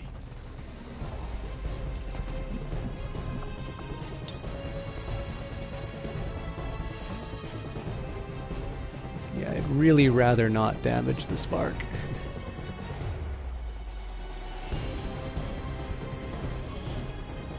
Catch.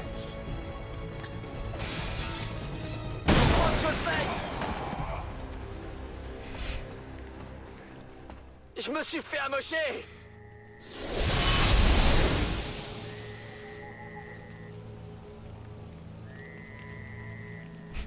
At least it got him out of his daze.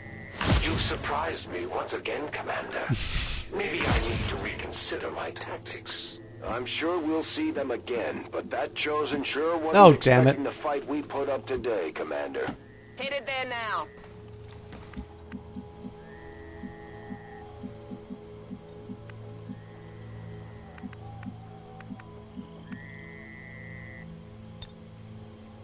Cool, so we can actually bring the Sky Ranger on the roof. Get Jess in position for evac. Basically, I'm getting everybody in position except for Ariella, who's gonna plant the charge. Je me dirige vers la position. This is also substantially better than last time. I'm sorry for being... Was that the spark? Diagnostic required.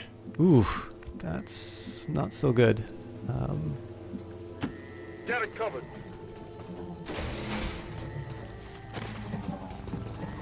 Anyways, yeah, so I kind of cheesed it, but I don't know. The iron price was too high. I'm definitely putting this spark on ice, though. And El Canoe's going to have an extended time in medbay, I think.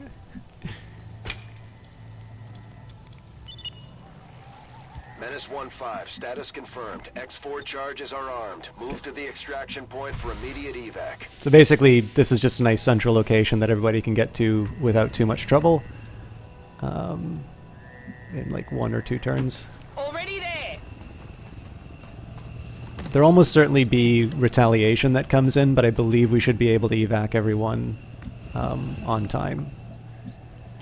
Je confirme la position.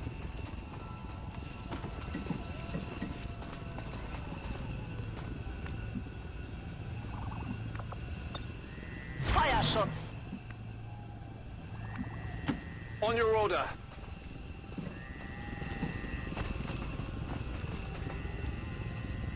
Yeah. Might as well get him out. Ready to I could have done that for other people, but Jess does have some support abilities, so we'll do the shoutouts after the evac, by the way, because we're about 2 hours in. Advised, we've picked up hostile reinforcements inbound on your position. Just in time.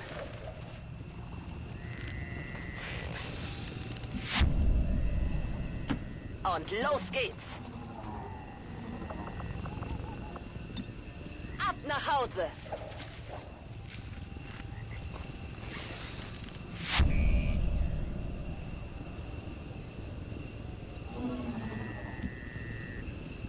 Je bouge. Il était temps. He's going to be spending forever in the med bay. I'm on my way. I am coming home.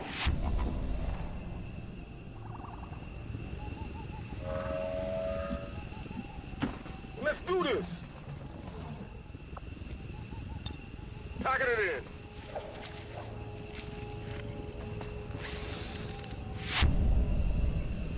Menace 1-5, status confirmed. X4 charges detonating.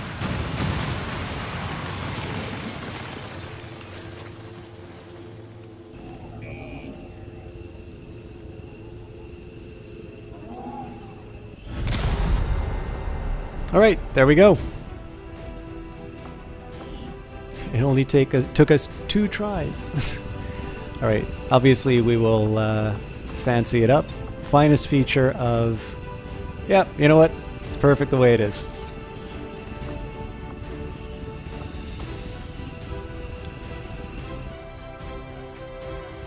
I would like to assure the citizens of Advent that our peacekeepers will stop at nothing to prevent further attacks by criminal elements such as the one that occurred today. The Elders have total faith in our ability to overcome any and all threats to our peace. All right, so obviously a rough start at the beginning. Now that I understand how that Soul Stealer works, I feel At better. least we know these Chosen can be killed. Well, temporarily. And I'm sure this is the first time you've all thought that throwing a grenade at a friendly unit is an optimal strategy. But no, that was fun. And like I said, we're sort of paying off a debt that I incurred at the beginning of the game when I put a lot of emphasis on building up my soldiers' abilities and resources. And now we need to basically do a lot of difficult missions all in a row in order to be able to get the Advent project down. So let's get some shout-outs out of the way. First thing I want to do, by the way, with Tommy Evans's follow, we're now at 1,990 follows, so we are a mere 10 away from the 2,000. My private goal, which was originally a very ambitious one, was to get to 2,000 follows before the end of the year. Now, before Cultist Simulator, that was kind of not going to happen. But you folks have been very generous with your follows. So I will do something special to mark the occasion, but let's not advertise it before it happens, because there'll also be some that's given back with that. Anyways, let's get the thank yous. I'm going to start with the hosts because a lot of people auto-host this channel and they're not always in chat, so I don't always get a chance to thank them individually. So the people hosting right now are Custom Games, Mingo Duck, Johnny Big Time, Nubisaur42, Flofi, Inferno Fowler, Unknown Brigade, and Ponce. Ponce came in with a host, so I'll start off with him. Ponce is obviously a partnered streamer, a man who has many games and has played some of them. Currently playing a lot of fighting games recently, and I don't remember, I know he plays sort of semi-competitively. I don't know if these are like sort of for fun tournaments that are happening in Vancouver or if he's traveling around to do it, but I've originally known him as a League of Legends streamer, and I think with all of the nonsense that's been going on at Riot for a very long time, but recently now I will probably never play League of Legends. But he's very unique in the sense that he is probably one of the most collected players. If you think, I know there's a lot of comments in terms of the League of Legends player base, and Ponce is the complete opposite of that. He's a hell of a guy. He is a lot of fun to hang out with. I've seen him in the Vancouver Twitch meetups. He's one of the people who, mostly Vancouver, you travel to EVO as one foreign tournament. Okay, cool. I would actually suggest one of the reasons why I think you guys will like watching him the most is he is very good at and does a lot of sort of themed runs for From Software style games. So this is like Bloodborne, Dark Souls 1, 2, and 3. I'm sure he will be playing, I don't remember, it's like Shadows Die Twice, but I know there's a name in front of that. I'm sure he'll be playing that as well. But Ponce, again, wonderful attitude, a guy who does this for a living, extremely friendly, and just, you know, promotes the hell out of my channel. Sekiro, thank you. I mean, he does a better job promoting my stream than I do. But again, he's got a lot of talents as a streamer. He is very good at streaming League of Legends, but I would argue it would be unfair to call him that, because as good as he is at League of Legends, I would almost argue it's the least interesting thing that he does. Because he's done everything from Path of Exile to Dark Souls, Bloodborne, all this stuff. It's all great. I've learned a few games from watching him. But I think above all, he's one of these guys who always seems to pull out another trick that I never realized. So, all of a sudden one day I find out he's an archaeologist. And, oh, by the way, he knows a few interesting facts about barbecue. And as in the origins of barbecue. He's just, again, he's full of surprises. He's a ton of fun to watch. And he's obviously the reason why we have the viewer count that we do right now. So thank you very much for that, Ponce. We've got the legendary Johnny Big Time. I'm going to leave it to you guys whether or not you want to see the special XCOM trailer that I did for Johnny Big Time. There might be a collaborative thing that I'm doing with Johnny coming up soon, which again, I'll take the lid off that when I'm actually ready to show you guys what we've been working on.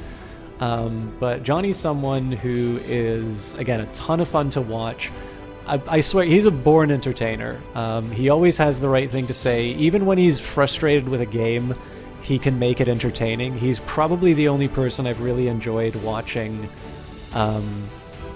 He's the only person that I've really enjoyed watching play Fortnite.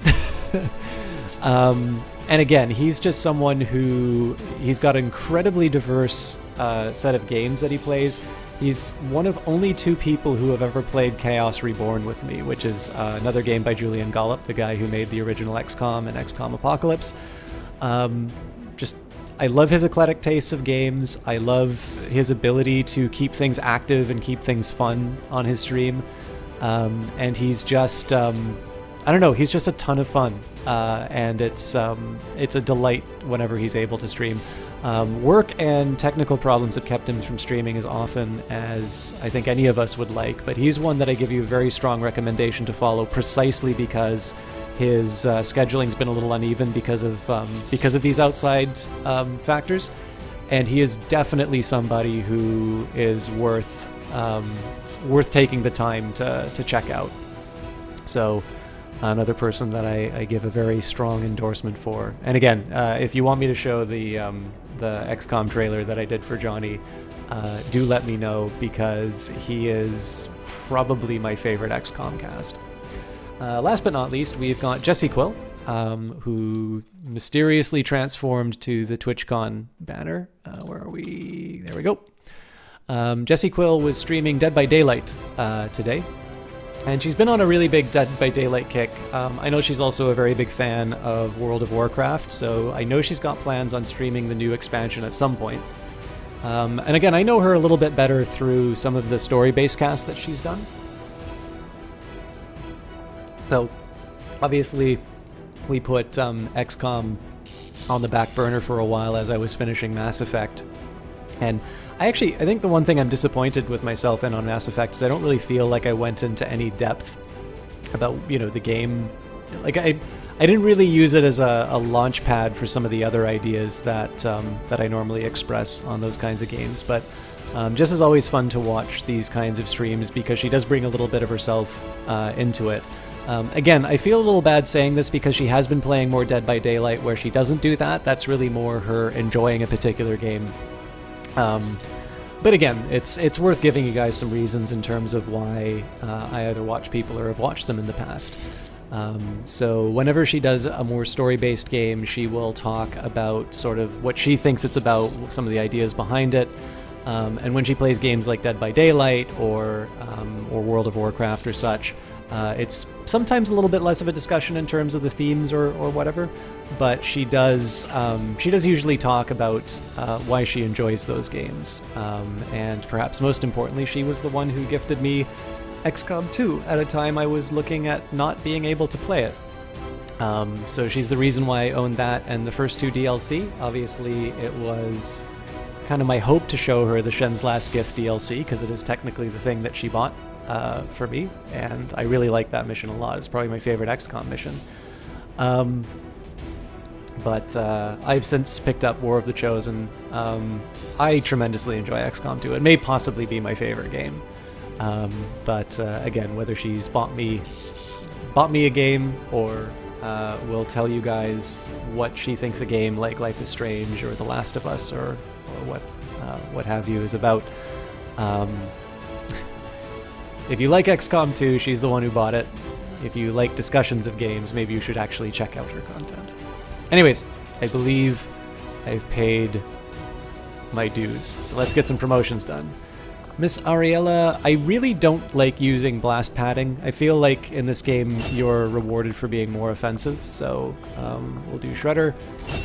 Jesse Quill, I think we'll just do straight healing on this. Jesse Quill is also a specialist in real life, so it's appropriate. This is a tough one, because I do actually want to start doing a pistol specialized sharpshooter, but in this case I'm going to do Death from Above for Frantic Whisper. And so Wrecking Ball, when overdrive is active, break through walls and cover when moving. That is amazing. And Intimidate, when targeted by an attack, the enemy has a chance to panic. That is also really cool, but I think I'm going to do Wrecking Ball, because that just sounds... My god. I'm really excited by that. All right, advanced extended magazine and a data pad. Data pad will Destruction help. of this facility marks an important step towards the total elimination of the Avatar Project, Commander. Your team is to be commended. The destruction of the alien facility in New Chile has dealt a serious blow to the aliens' work towards the Avatar Project, Commander. Your actions today will leave no question as to humanity's resolve in recapturing control of Earth. All right. Start by saving.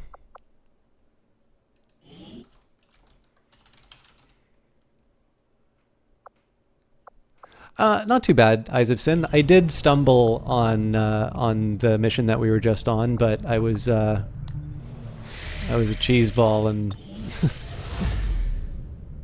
and just reset it. So the real question now is whether or not You're becoming famous, Commander. Your reputation is spreading beyond the Resistance, and soon the whole world will be watching. so the real Are you ready to put on a show? The real question here is whether or not I want to take out that facility this cycle. And I think the answer is yes. So, Operation Swift Rage. Setting course for Sector 11, West Africa. So I believe this is Warlock territory, so... The Spark is absolutely not going on this mission. I am going to bring Mox. Mox is wounded. Alright.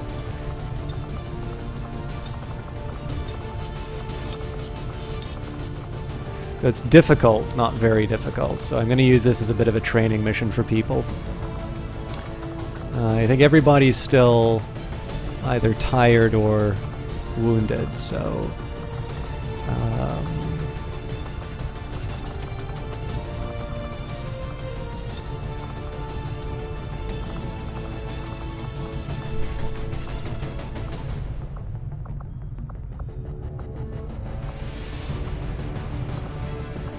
Oof, we're scraping the bottom of the barrel for sharpshooter. I mean, I can bring Amanda, but...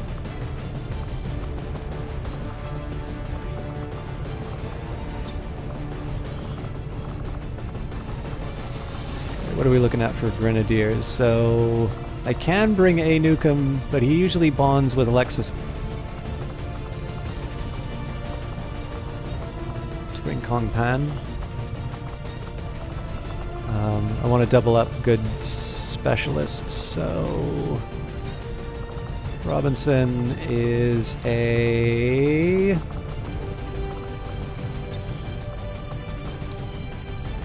What are you? Okay, he's offensive. So I gotta find a defensive... I think Space Hopper's a defensive. Yep, wounded.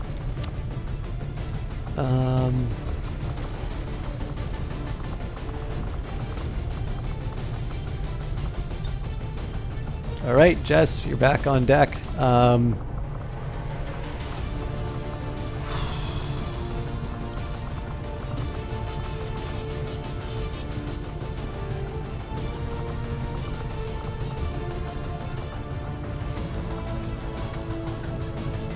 think I'm gonna bring another grenadier. Alright, so armor available. We'll put as many nanoscale vests on people as possible.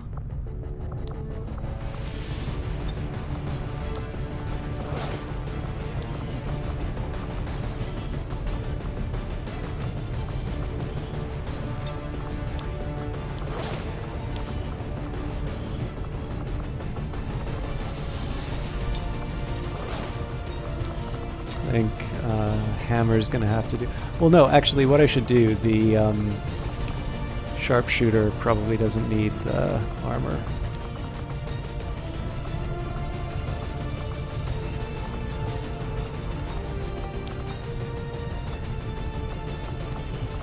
I don't really have anything, I don't have any ability to like build new items, I'm pretty much out. So the problem is this squad's a little underpowered, but I think as long as I'm not too dumb with my moves, we should be able to make this happen. My biggest worry here is that Jess is a little tired from the last mission, but we should be able to make something happen with this.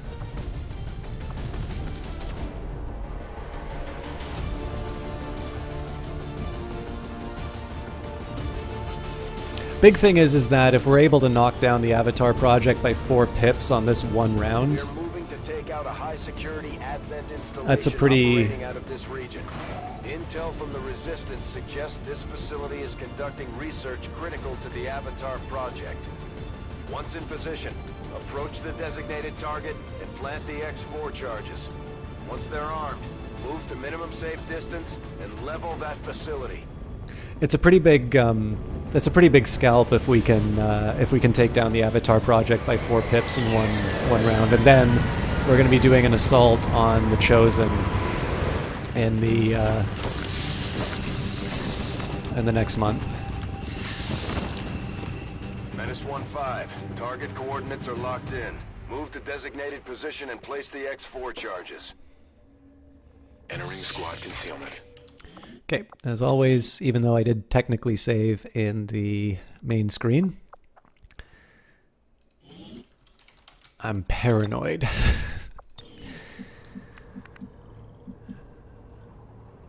Alright, so ideally I'd put this person on high ground, but the problem is I don't think there's a lot of opportunities for them. So we'll put them behind high cover in a forward position.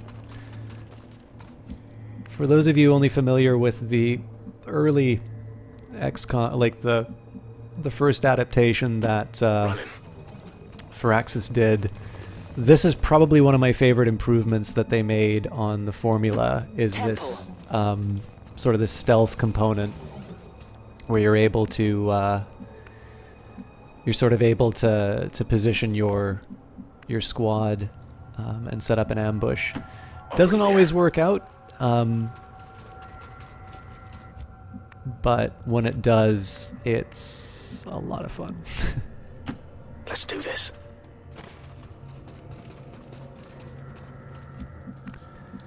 Right now I'm basically just trying to keep everybody behind full cover and as far ahead as I can, and then for this next round hopefully we'll get some information. Alright, this is useful. One thing I might want to try, for instance, is if my sniper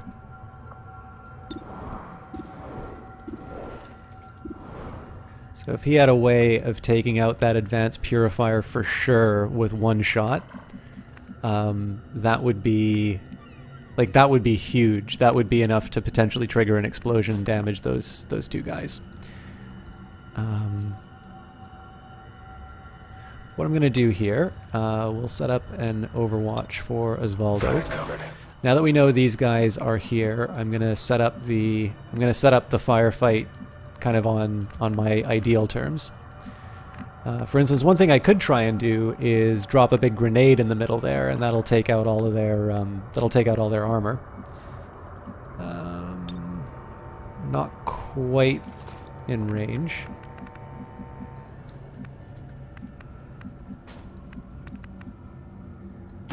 I'm all over it. This is a little ballsy, but Rolling.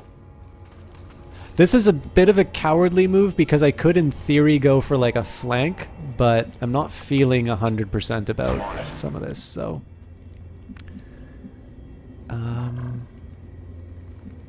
oh man. Got it. Moving.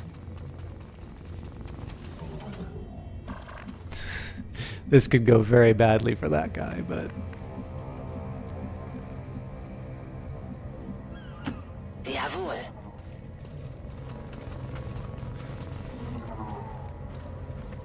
ah shit.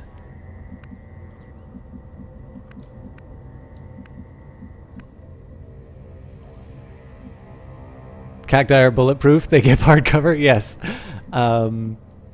The problem is they can also probably be pretty easily destroyed. 10-4. Oh, I shouldn't have moved. This is my ranger. They should have him in the front line. Okay, let's see if this pays off. They might siege us. They did indeed.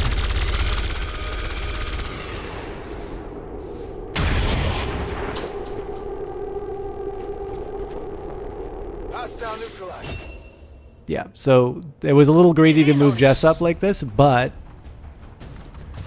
I think we're in a great spot to reply. What? Wurde schwer getroffen. I had no idea. I'm resetting if Jess dies to this. I had no idea that they'd be able to get that. Bin getroffen. Bin getroffen. I quite literally thought that they were not going to be able to shoot back like that. Okay. So, priority number 1, Boom Boom's going to drop the hammer. Again, making sure I don't hit Fire in the Jess. hole!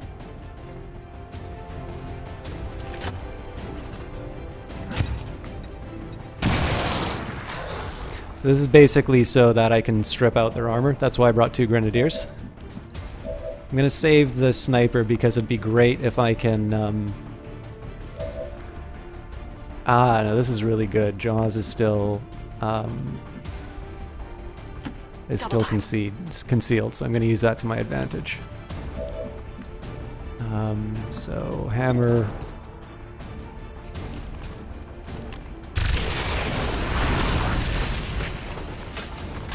Well, how about that? I need to find a convenient place to move Jess away from the... Okay, yeah, we'll start with Rogue doing... Oh, you know what? Rogue would be great for that turret. I can handle that. Question is, can he reach it? Yep.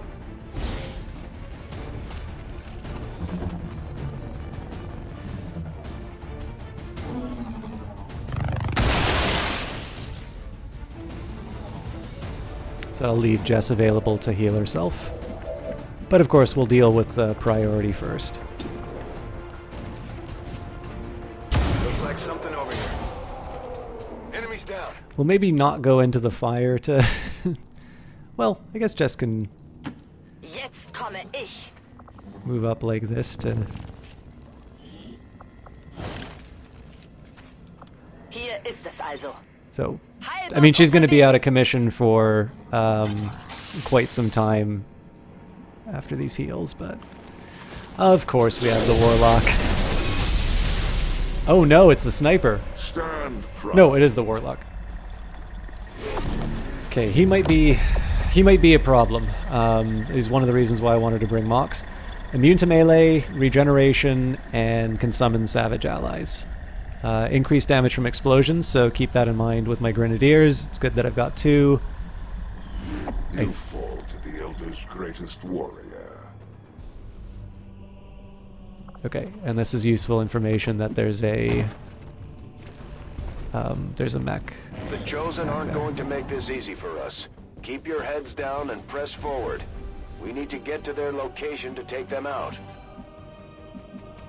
Okay, so I'm just going to keep moving my sniper forward where I can. Right now we have no eyes on where the bad guys are. Double time. I'm only going to move Jess a blue move. Alright, that's going to be a problem. I should be able to take it out next turn though. I'm going to operate on the assumption that if I can't see it, it can't see me. So I'll give another gremlin heal to ourselves.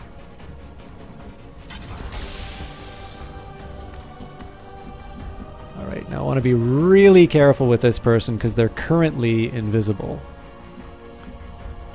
Time to motor.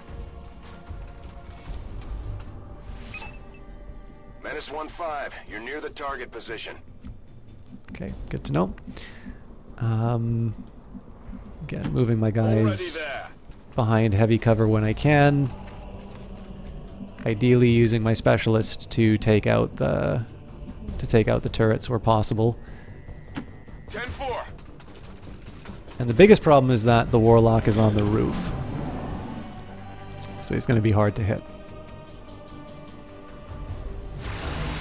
Okay, I can live with Overwatch. The Spectral Zombies are the reason this guy is a pain.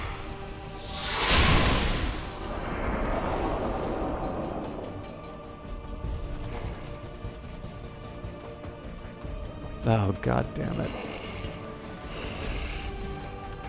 Oh, ugh. I may not actually be able to do anything about the turret this round.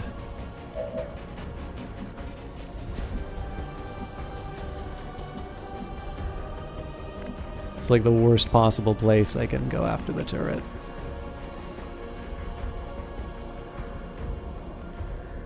But I do need to get him out of the area.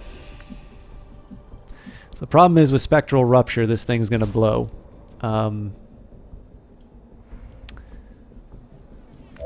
Okay.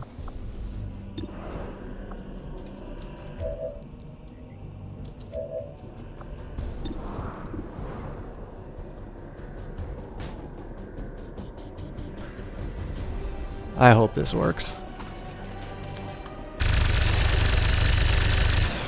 Good. Okay. That's exactly what I wanted to have happen. This also means...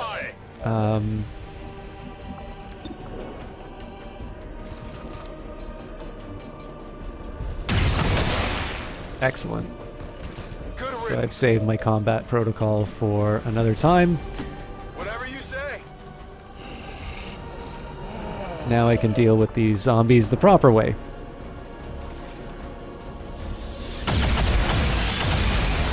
And that is why I couldn't have my guy in that area. Jess will also take her revenge. Now notice that one didn't go up like a Roman candle because... Your forces still have the resolve to finish what you've started, Commander. that one didn't blow up. Over here. Okay, this is good to know. I'm gonna set up Overwatch. So the biggest advantage about having this character here is I get an exact image of what's going on inside that building.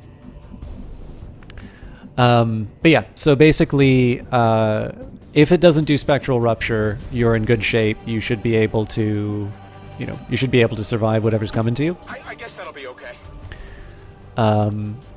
But if one of them's done Spectral Rupture, you need to make sure your guys are out of the area before you shoot them. Otherwise, you are in less than ideal circumstances.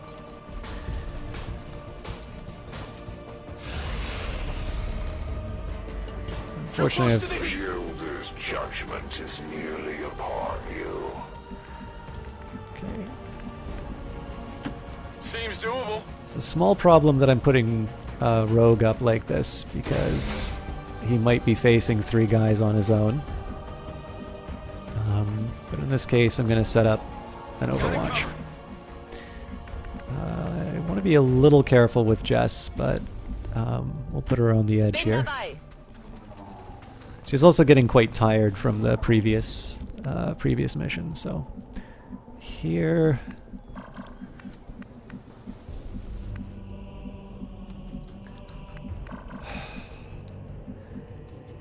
I don't feel really great doing this. No need to ask twice. But if I don't get detected doing this, this will help me a lot. Okay, cool. So I'm going to reload first, and if I can get... I'm basically just going to take him to the closest cover I can find. Which is this. Whatever you say. There's no time limit on this mission, which makes me feel good. Getting it done. And I really want to get this guy on high ground as soon as possible, but he does need to reload, unfortunately. So I'm going to do something a little counterintuitive. I'm going to move him to the side because I want to see if I can shoot through those windows. We'll see what happens though. Okay. Unfortunately, nothing very decisive. Position confirmed. This is basically my attempt to see if I can peek at the Chosen. I cannot. So let's see if Jess can find this. Again, I'm just trying to get eyes on the inside to see, to find that patrol.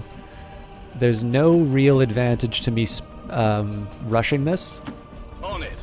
So I'm basically going to get someone, I'm going to have essentially two characters, only one who's visible on the high ground, and the rest are going to go into the base the old-fashioned way. Now, normally what I would do here is just rush in, take the objective, and run out. The reason I'm not doing that is I can get some extra points by taking out the Chosen. So here I'm going to set up an Overwatch.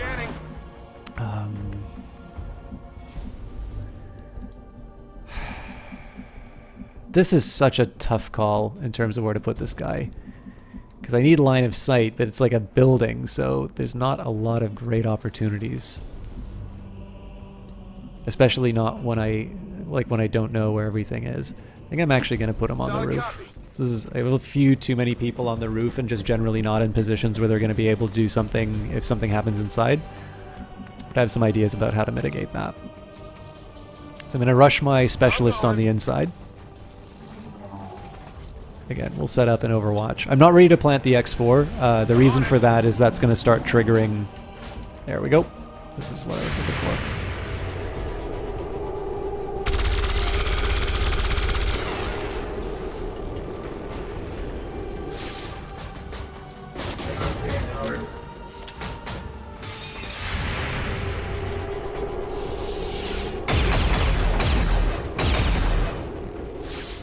Did you see that one? I'm being flanked. Okay, so we just got spotted, unfortunately. Now he's immune to melee attacks. Ah, but she's flanked, so I'm probably going to wind up taking some damage. On one of Advent's facilities will do little to slow the Elder's plans, Commander. We've got the Chosen in our sights. Oof, Time to take this is them going out. to be a tough one.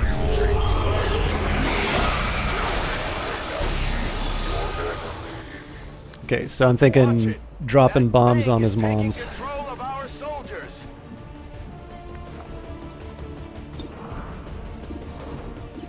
Okay, astonishingly, I can't attack this this mech, so.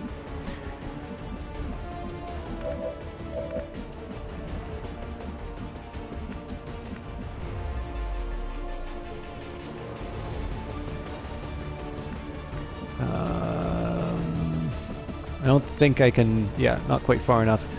So I'm going to move my guy up closer. Seems doable. This will hopefully force him to drop.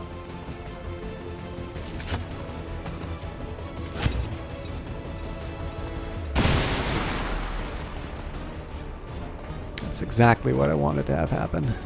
Truly archaic. Unfortunately, that doesn't help. That doesn't break the mind control. What I want to do here now is I'm going to move my sniper up. Moving on target. I just want to get a good pistol shot because that should be a guaranteed 3 damage.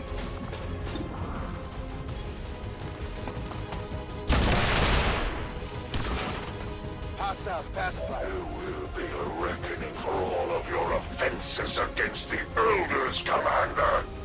So the big dilemma I have now, obviously I've got an enemy in the back here, and I want to make sure that I can sort of take him out with, I want to make sure I can take him out with explosives, but I also need to make sure that this stun lancer is dealt with first, so let's see what we can do about the...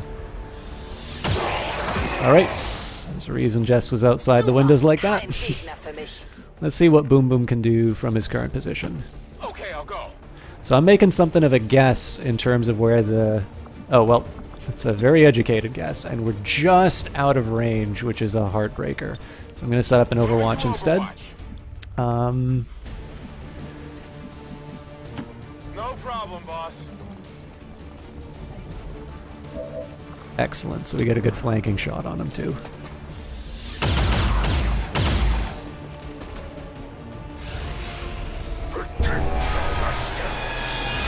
Okay, Spectral Army is going to be a bit of a problem this time around, but we'll see if we can... Ah, very nice. Okay.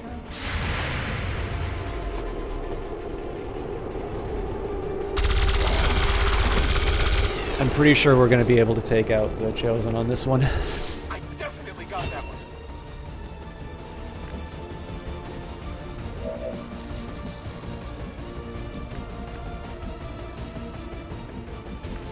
So Jaws isn't going to be too helpful. Alright, it's a stasis field, so there's nothing I can do about this quite yet. I think we'll set up Jess for a good flank on the zombie. Not quite. There we go.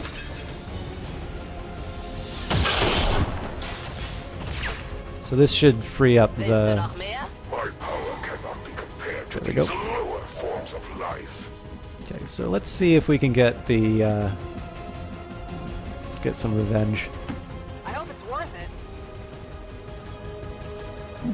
it. You tell me, lady.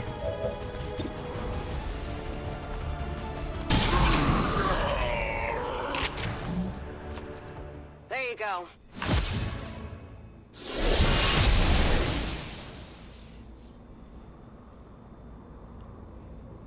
So what we're going to do is I'm going to take some time to collect my squad before... Trust in me will be rightfully shaken by the outcome of our recent encounters. But I will redeem myself. Excellent work, Commander. We may not have put them down for good, but at the very least, we've held off the Chosen for another day. So basically I'm going to drop the Sky Ranger in the front here, so the remainder of the turn is just going to be setting up my squad to make sure that they're in a position to evacuate when the time comes. Affirmative. Covering now. What's over there? Here we'll set up for reload before I drop the X4.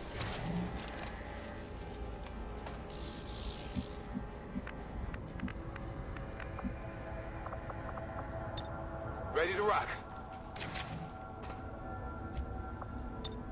On Overwatch.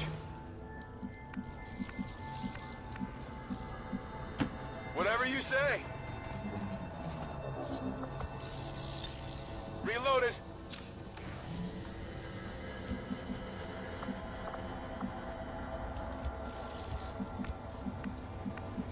Okay, so Jaws can't quite make it Got it. this round. Overwatch.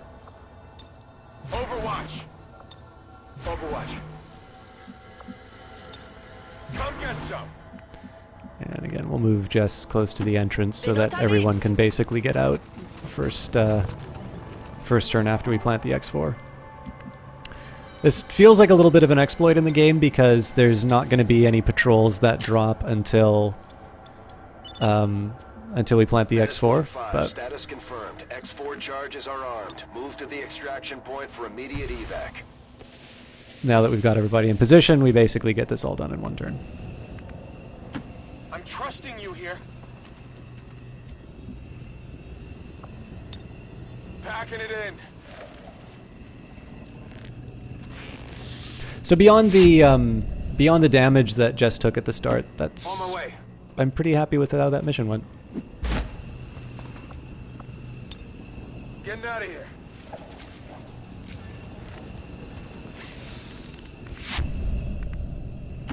Now I'm going.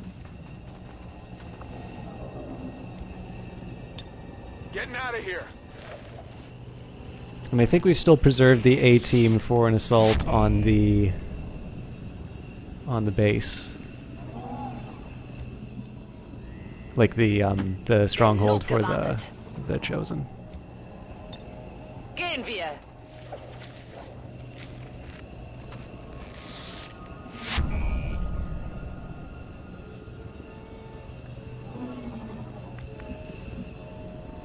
It is clear. I'm going.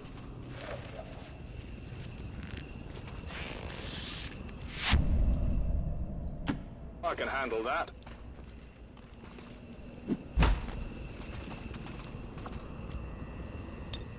I'm out of here.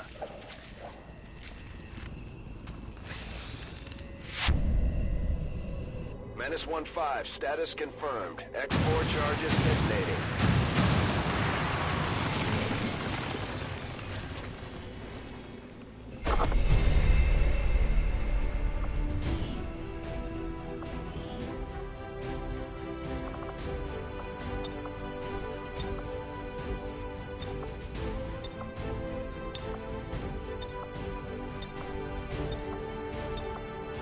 You know what, let's see if we can find a location that shows the big hole we blew in the roof. If not, we'll make sure there's a cactus in the background.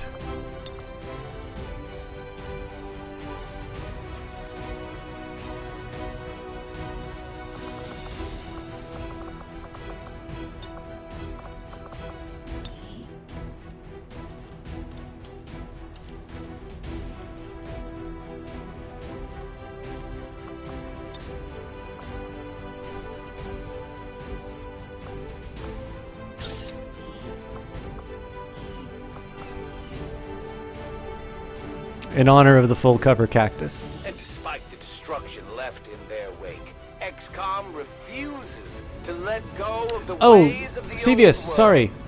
I did not see... Their wanton and reckless I think you are crimes until done... The entire world burns around them. We are grateful to the Elders for their support in ending this menace once and for all.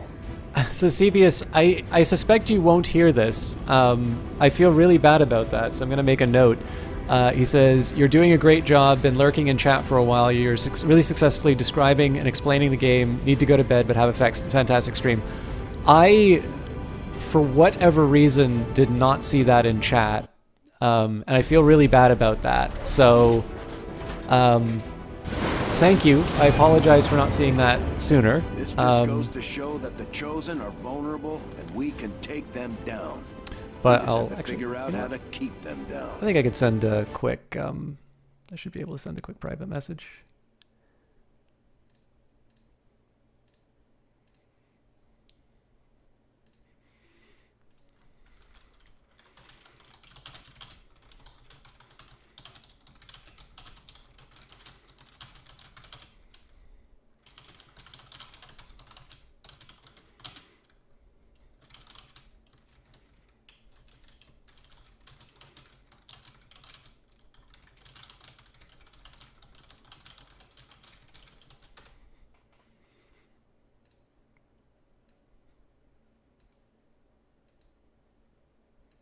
And apparently I'm down one follower. I hope it was not Sevius. But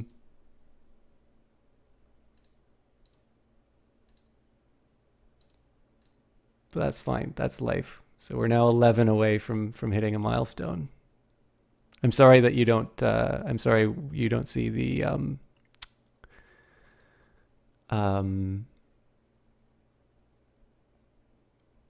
You don't hear the music. As soon as the message gets sent, I should be good. All right, here we go. All right. So this is going to be my pistol focused guy.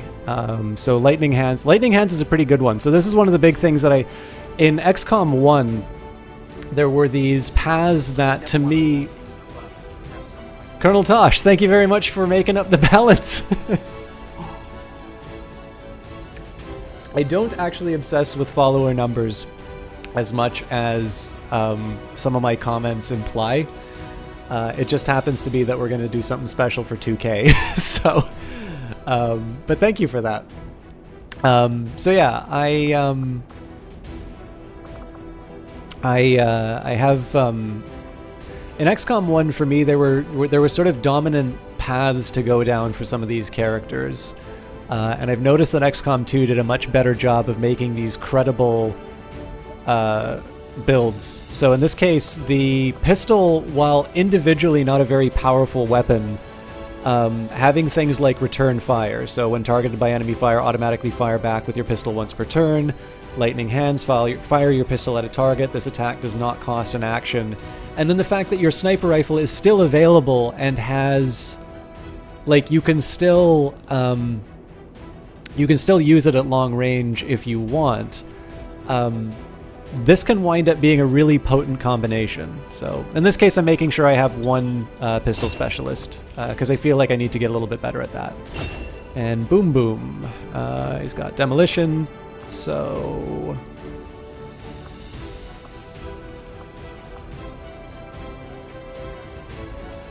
It's really cool to get an extra grenade, but I feel like the 15% aim bonus against target is a little too good to pass up, so I'm going to go for holo targeting again.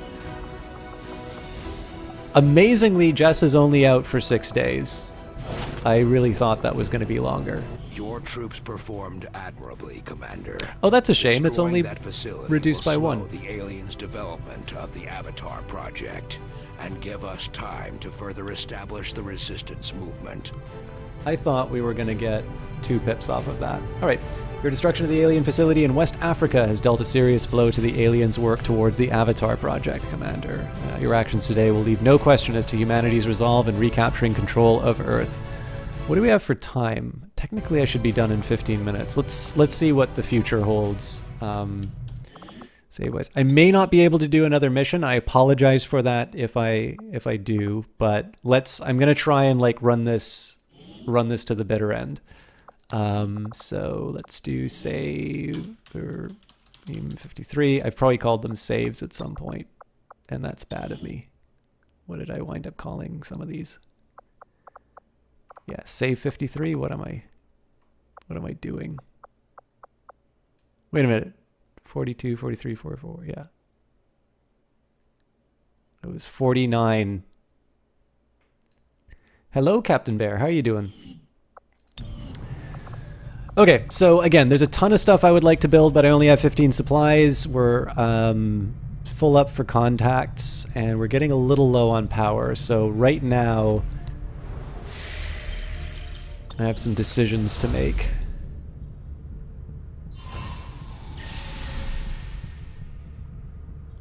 I'm doing quite well. We've had a pretty successful run. Word of your exploits spreads among the desperate masses of humanity, clinging to any semblance of hope. But these stories will not save them from their fate.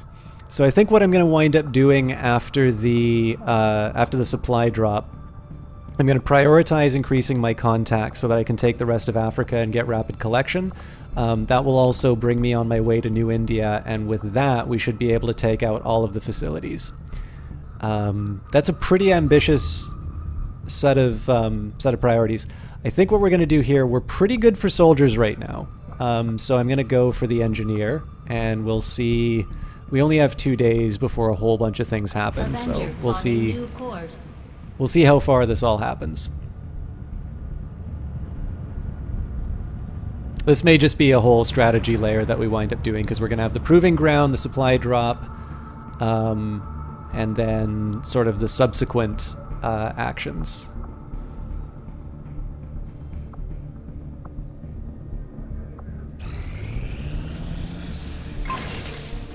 Skulljack complete. Access to the alien communications network is highly restricted, requiring several complex biomedical augments before admittance can be granted. The Skulljack allows us to hack into the network by temporarily wresting control from the being's augments, though any access gained is sure to be short-lived. One Skulljack has been added to the inventory. I'll probably put that on a ranger.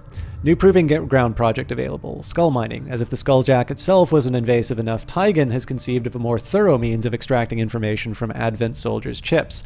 The new skull mining technique could lead to new intel gains from our enemies, and this could grant access to hidden alien facilities for the purpose of sabotage. I can also upgrade our Skulljacks to significantly enhance the hacking ability of any soldier carrying one. cool, but we can't afford it at the moment, so. I'm glad to see our joint effort paid off like we hoped. Okay, this is great because it'll unlock... Oh, you know what, Johnny? You were totally right. You were on a mission. You were on a mission with me. So, infiltrate the Stronghold. Unlock the Chosen Stronghold mission. We finally got our access point to the Stronghold. Once we move in, there won't be any place left for Dar Heratasura to run. This is our chance to end their hunt for good. It will be a great feast. So, and I put Johnny on this one to increase his dodge, so. Our intel on the Chosen is getting more detailed every day.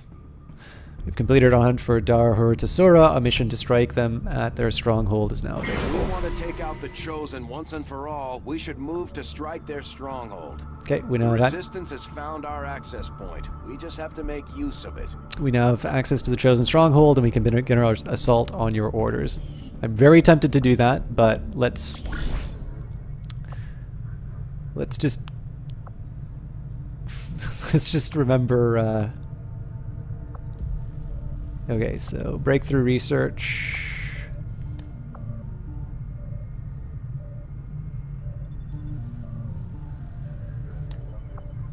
Crew Reaper.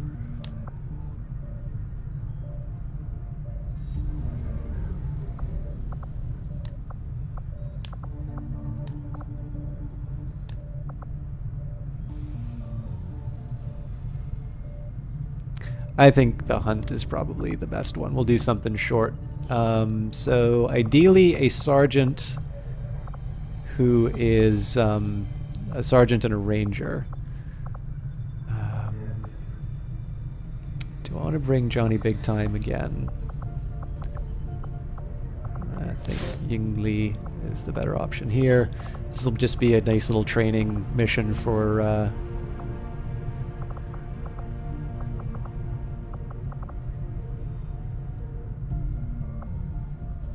bring Kaylee Cakes. Basically, I'm just going to bring some of my lower ability units along.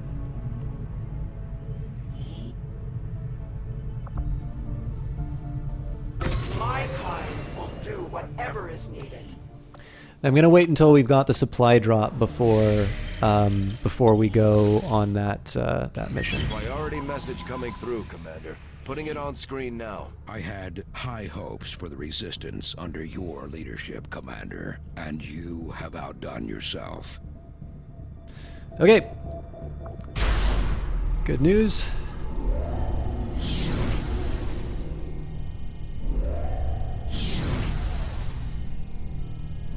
So obviously this is a pretty high priority takedown.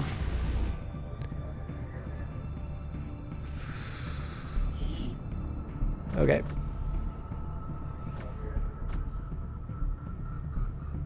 Don't have any training to do. Popular support.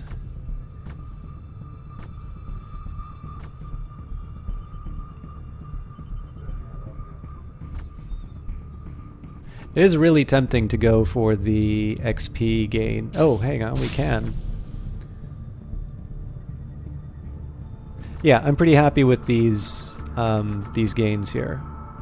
So basically, I mean, this is a slightly wasted one because we are not making any we're not making any contact with new regions right now. But I plan on changing that this cycle. Obviously, gaining from supply drops are good. Resource rewards on missions are good. We unlocked something with the Templars, so much the better there. XP gains are always good.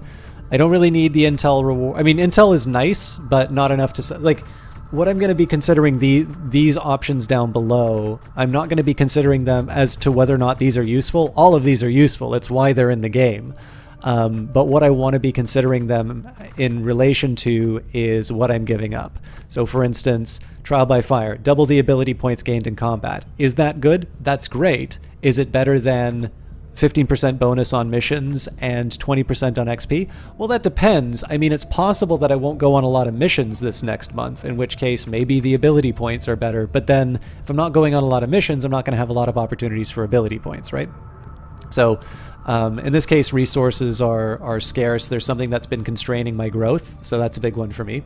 Skirmishers, I only get 1, so it's like intel rewards, nice. I have had intel problems in the past, but again, I don't have any contact slots right now, so it's kind of hard to say that this is going to serve me very well at the moment.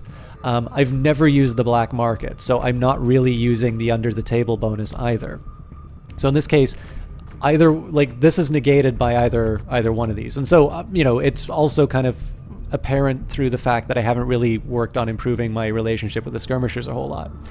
I got rid of the training one because I haven't been hiring any recruits. And if I was planning on hiring recruits, maybe I would bring these in. But obviously, I've got people I want to train up right now. So the fact that I have people that I want to train up means that XP is a little bit more valuable to me, and that maybe down the road, like if I want to do a big recruitment drive, I'll switch out for recruiting centers and live fire training just to make sure that I can bring some people in and level them up pretty quickly.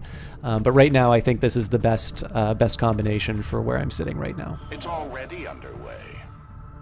Commander, the Resistance have provided us with the location of a hidden resource cache. Once we travel to the area, we can collect the supplies to further our efforts. So I'm going to investigate this now. It does mean that I'm not going to get this engineer right away, but again, getting the... Oop!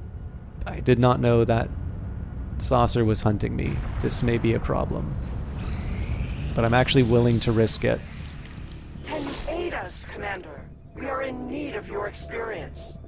Oh, Legion of the Apocalypse have a high priority mission for you. We have 2 minutes before the... Let's view it. Oh, Jesus, that's good.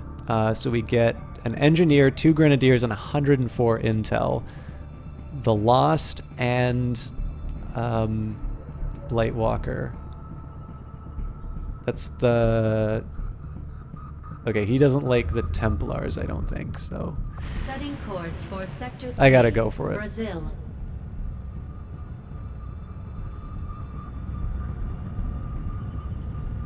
Commander, you should be aware. We're detecting lost activity in this area. Our forces will need to be especially vigilant. Commander Tygan and Shen aren't going to be happy if we don't put the Skulljack to good use. We should have one of our soldiers equip it before they deploy. Mox is still out, so can't bring him along, unfortunately. Oh wait, it was the Templar that I wanted. Okay. I'm really running out of... I can't bring the A team. B team is tired.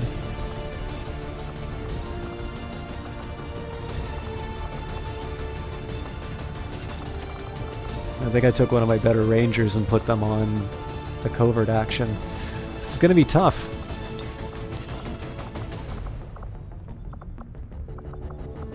Canoe's out as well, I think. Yeah, he's down for 7 days.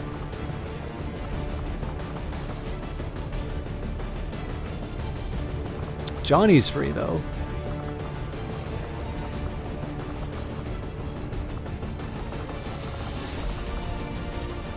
I think I'm gonna bring Johnny to take out the...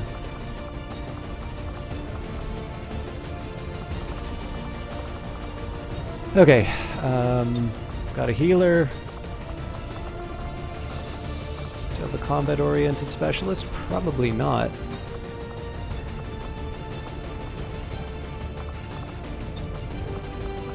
Rain Man might be.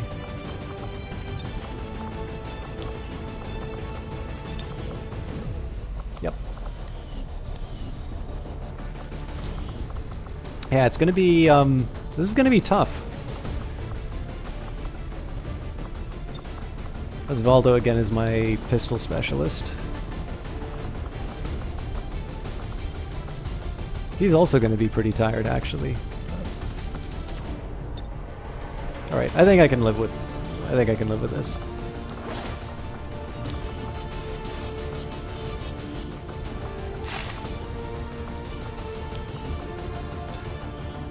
I'm gonna make an effort with the Skulljack, but no promises. I also feel like I should make the nanoscale vest available.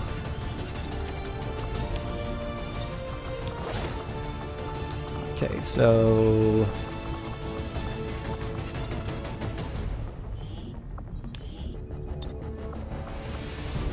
I think I can live with her without a nanoscale vest.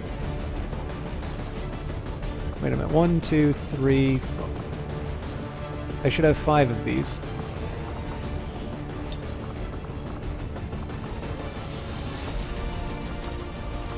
Not even gonna ask.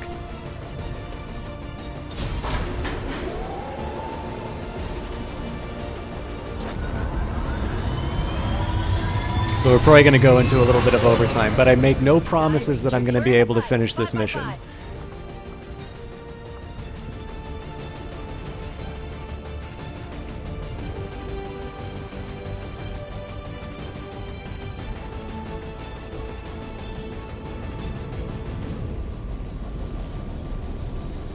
Picked up an emergency transponder signal from one of the Resistance factions. Some of their people were attacked by Advent and forced to take refuge in one of the old abandoned cities. Contact was lost before they could establish a rendezvous point, and they need us to lead the rescue. The faction is sending us one of their soldiers to help with the operation. Interesting. Gather survivors from the abandoned city. Gather Resistance survivors. Deliver the survivors to an extraction point. This could go really well for me, or this could just completely fall apart. You'd never know that I was playing this on a good computer. And our Resistance contact are hunkered down and holding position somewhere in this area. Our highest priority is locating them first, but keep an eye out for any additional survivors nearby. Once you've secured the targets, move to the designated coordinates for extraction. Keep your heads up out there, people. Okay. Squad concealment active. I think I can work with this, but there's going to be a lot of it's going to be a lot of maneuvering.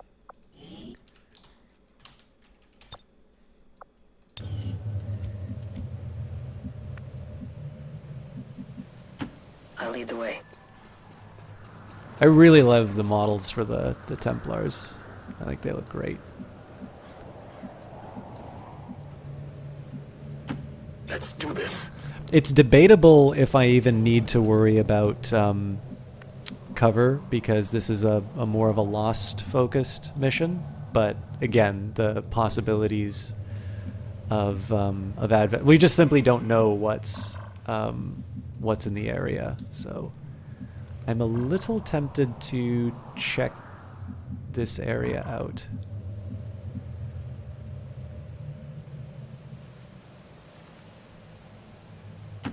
Und ab geht's.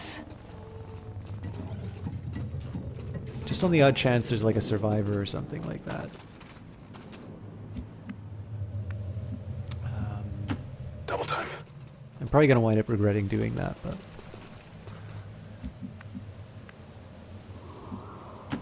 No need to ask twice. So it's new with you, Captain Bear, if you're still around. Stepping off. I kind of feel like I need to keep the conversation going while I'm in the concealment mode, because there's not a lot to talk about. Okay, so there's definitely some kind of Advent in the area. Bestätigt.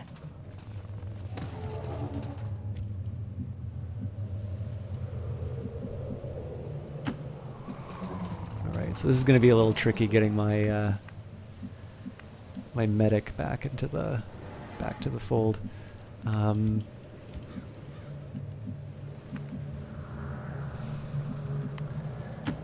power guides me.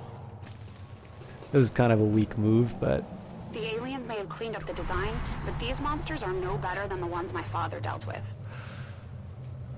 that made me pee my pants a little bit. Confirmed.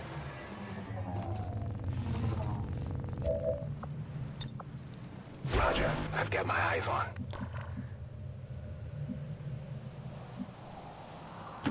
Affirmative.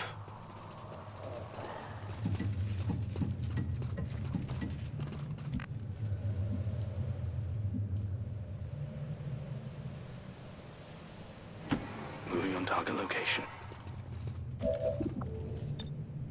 Eyes on the prize.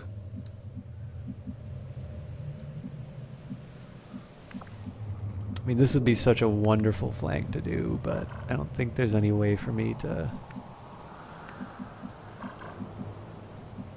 Like, the idea of running into some mutons to potentially get that flank, I just don't think is worth it. Not too much. Life has been going on. You've been meaning to watch my stream some more, but haven't gotten around to it. What's going on with me? Well, there's a couple new things that I'm doing on the stream, actually. I'm doing a vodcast of the Elder Scrolls Arena, the very first game. That is a damn shame that the Lost don't attack until I'm active. Schon unterwegs. So that's going to be a vodcast on as many Tuesdays as I can manage. I think I'm just going to set everything up as Overwatch until I'm good and ready to drop the hammer.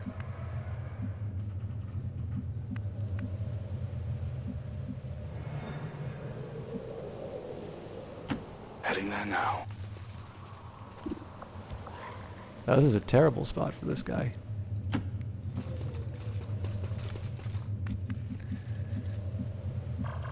Yeah, there's no way I'm getting closer. On Overwatch. I could technically get a little closer like this, but I don't see any benefit to doing so. Yeah, at this point, I'm just going to set everybody up on an Overwatch again, and we'll be ready to go. So yeah, basically. Covering now. Oh, so they do move. Who's? Okay, they're attacking the Lost.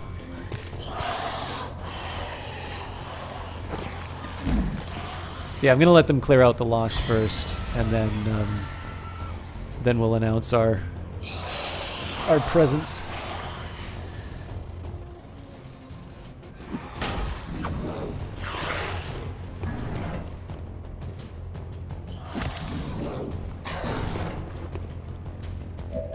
But yeah, so we're doing an Elder Scrolls Arena playthrough on probably Tuesday nights, but that'll be a vodcast. I have plans for a... No! Fuck! That was supposed to be...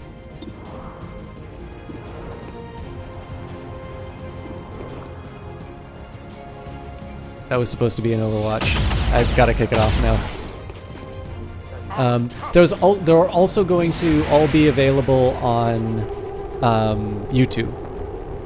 And then I've been working on some sort of private projects, but I'm not quite ready to announce those yet. So there's some collaborations that I'm working on as well. Okay, that wasn't as terrible as that could have been, but that was a big screw up. Kill confirmed.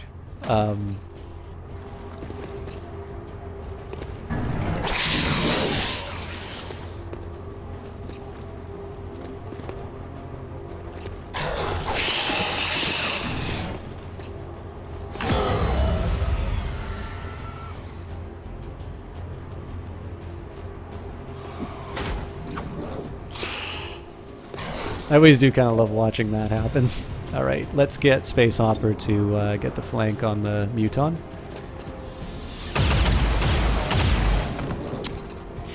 You had one job. Alright, well. Tired of waiting around. I have two ideas for...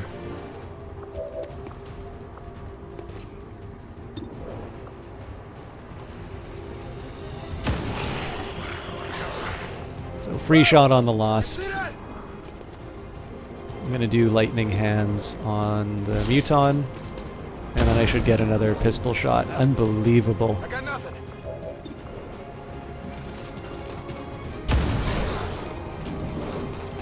That armor's tough.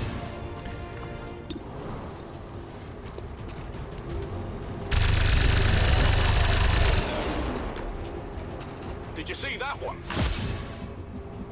Running dry on ammo. Confirmed.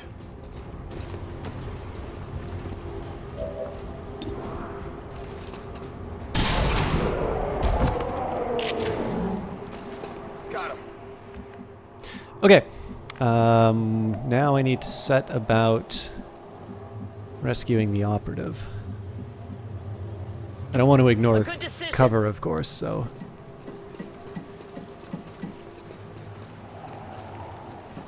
It's definitely tough to find out where any of the other figures to save are. Doesn't really seem to give any markers in terms of where they might be. Oh, looks like there's one over here. Maybe it'll indicate... Okay, looks like there's another one over here. So maybe when I pick up this individual, we'll be able to find them. But we're doing... Honestly, we're doing okay as far as our overall goals are concerned. I'm gonna make some gradual movements just to make sure that all my guys are loaded up ammo-wise. Good to go.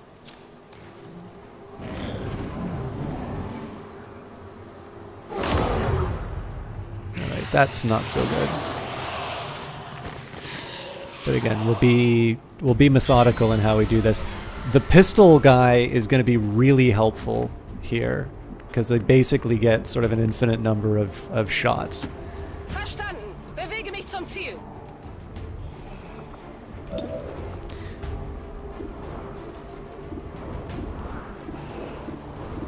I'm going to try the dasher first, although I may not do enough damage. Never mind. Feind vernichtet. Ich muss bald nachladen. Next priority is going to be the high health ones.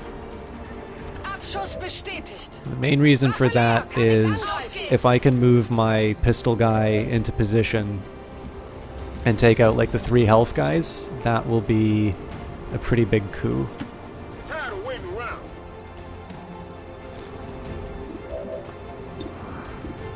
So I have all these different priorities here, but in this case I'm going to go... This one's 79 versus the less than 79s. So in this case we'll go for the highest chance to hit. You see that? Now the rest of these are more or less equivalent. So this is a higher chance, but notice that these other guys have got 4 and 5 health. So I'm actually going to go for the 5 health one because it's very unlikely that my pistol guy's going to be able to handle it. Alright. So shock I'm still going to keep out of the fray. I can make it. Menace 1-5. So I'm kind of You've got responsible the for this primary person now. targets in tow. Secure any additional operatives if possible, but make sure you get our Jesus. contacts to the evac point. Okay. We're So not far We from have the a visual objective. confirmation on the VIP. Remember, getting that VIP to the extraction point supersedes all other priorities. Don't let anything happen to him. So I kind of need to rush this area if it seems like combat's going on there. Less true of this area, though obviously I'll get another unit to fight with. Okay, so with this guy's shard gun, what are my chances? Yeah, these are pretty grim chances, so I'm gonna forego... I'm gonna forego firing with this stuff. That's really grim.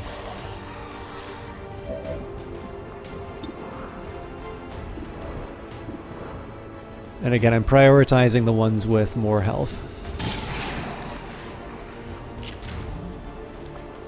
Enemy destroyed. Weapons burning ammo fast.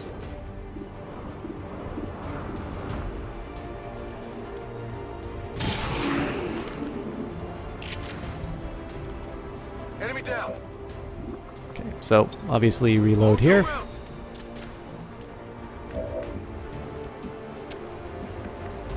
I would say that it's hammer time, but I have a feeling that nothing's going to be in range, so it's reload time for hammer time. Now, this is where I find out whether or not this pistol guy is really worth it. It seems like I can only target one zombie.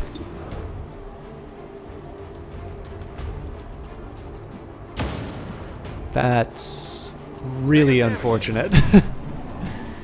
Alright, we'll see what the reply is. I'm especially interested in seeing whether or not that guy to the right gets attacked.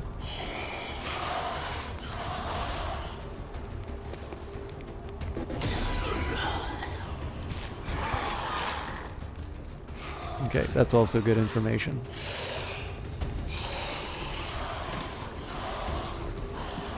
Okay, that dasher is nightmare fuel.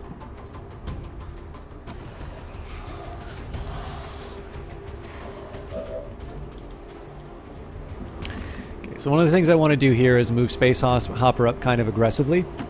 Verstanden. Bin unterwegs. And that's because right now I don't have any Advent forces to worry about. But what I do get to do is start taking out some of these, you know, some of these creatures. So, obviously this stuff is like prime for my my sniper, but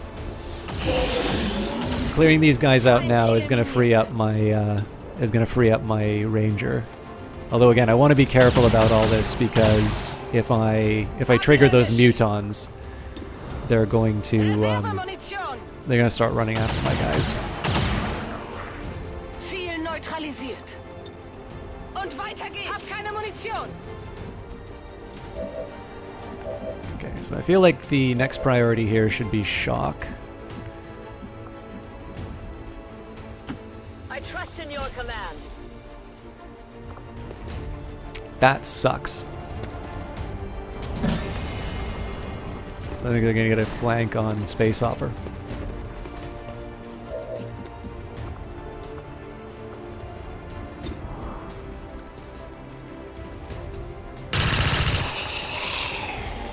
The spirits await their turn at vengeance.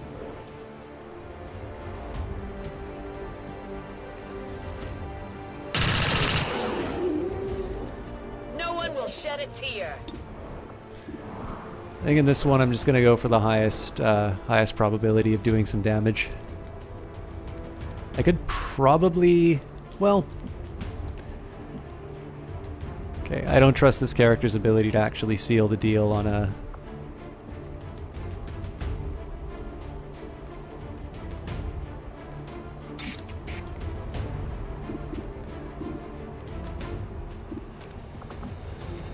Yeah, I think I'm just going to go for the pistol shot on the Archon.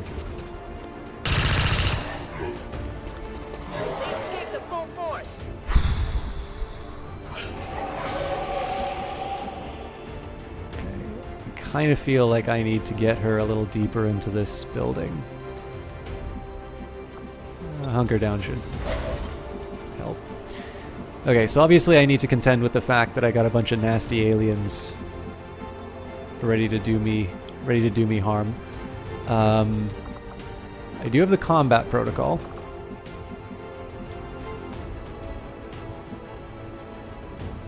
I don't like the fact this is only partial cover, but... Oh my god.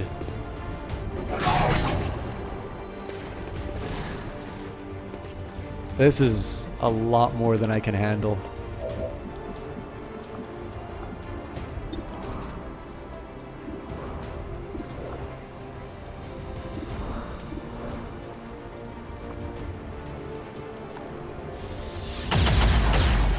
I think in this case I'm going to focus fire the Archon on the left, and we're going to do our best with what we have here.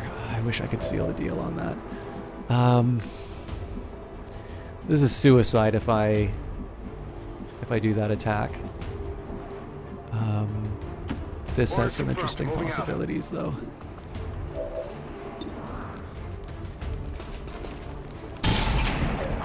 That sucks.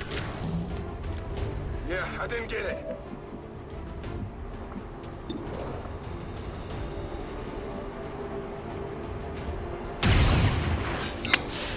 Shot wide.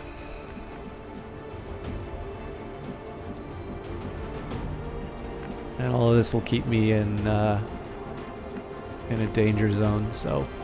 But I can probably get away with an Overwatch. Now the real problem here is Space Hopper, who's probably going to die as a result of that.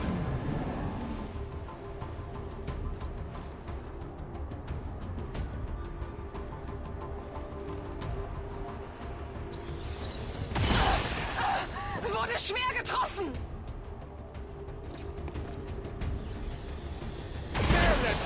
Jesus.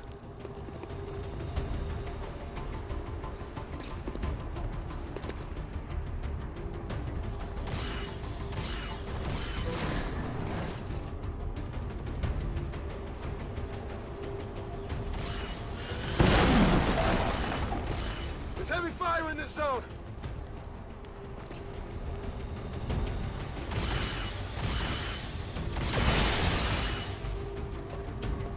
I am the focus of their attack!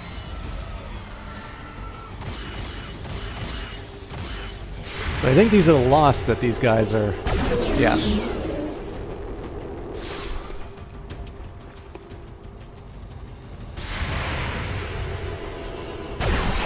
The loss very likely saved me on this.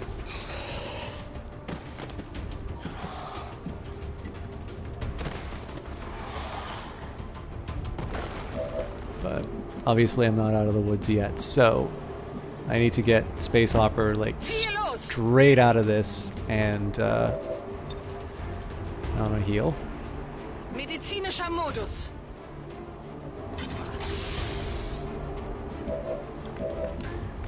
Okay.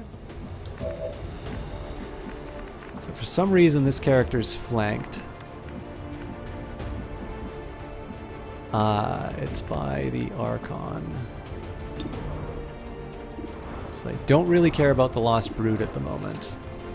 I do care about damaging the Archon though, because we should be able to... I have to focus. You really do, lady.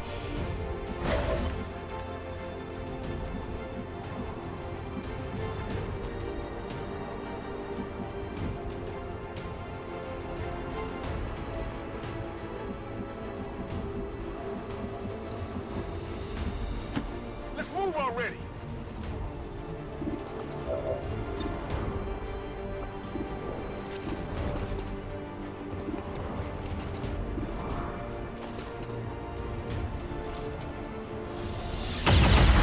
Okay, that's good news. Out of ammo here.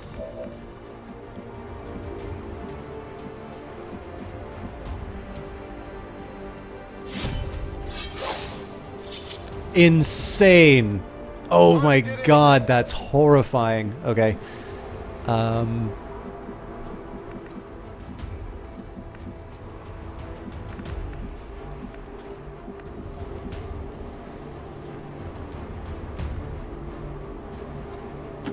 Let's do this. I'm ready to use the pistol to... I know they're dazed for a couple of turns, but what the...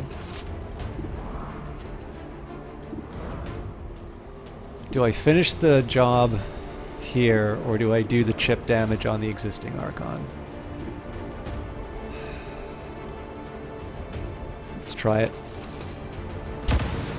That was greedy. Adjusting sights. Okay. Is it hammer time? I think it's hammer time. Whatever you say. This is prime grenade territory, of course, but...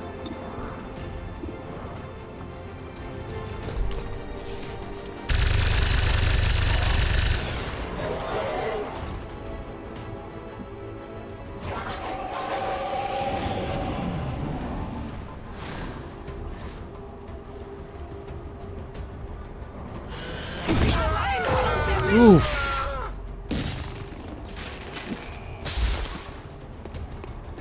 That was one of my better specialists, too.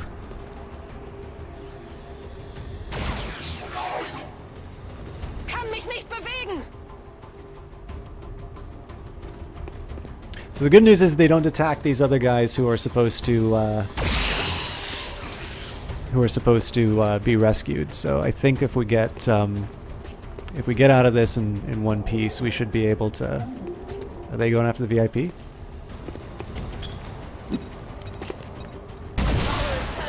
Ouch. We lost the VIP. I just hope the Resistance can make do without them. Commander, we should get the rest of our people to the extraction point as soon as possible. The longer we wait around, the worse our chances will be. I think we'll finish the round, but that's a mission fail. So we'll have to start it with this one next time. Okay. Let's see how I would get out of this. Kein Volltreffer. I keep forgetting the Archons are just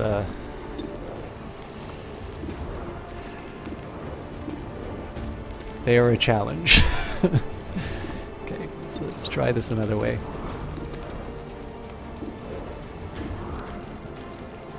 Okay, I'm actually going to do Lightning Hands to take out the one. How many is that now? Okay, so the other Archon is a... Apparently I can't shoot the other Archon. Except with a sniper rifle. Doesn't make any sense.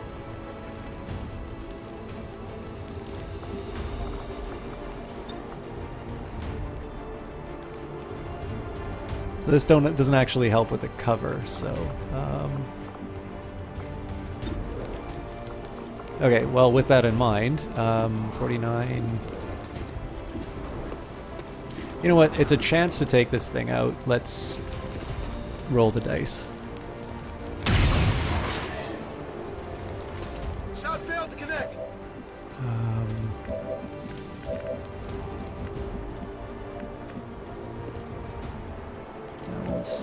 That won't finish the job, so... I'm going.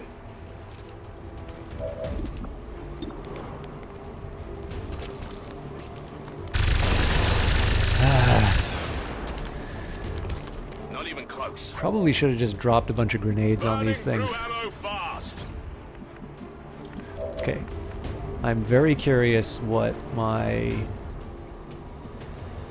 So I believe they get a move after this.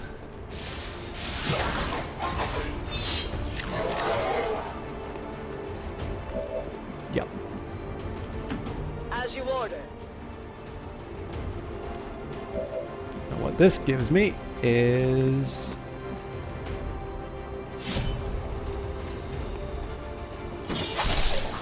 Oh my god. Come on. I'm hit. I'm hit.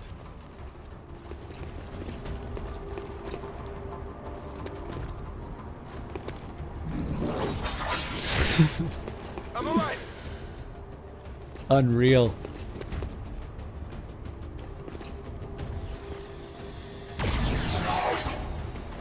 I'm under fire.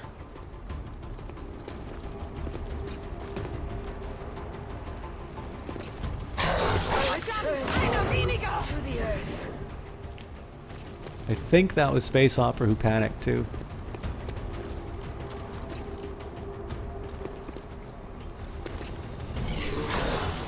Jesus. Pinned down here.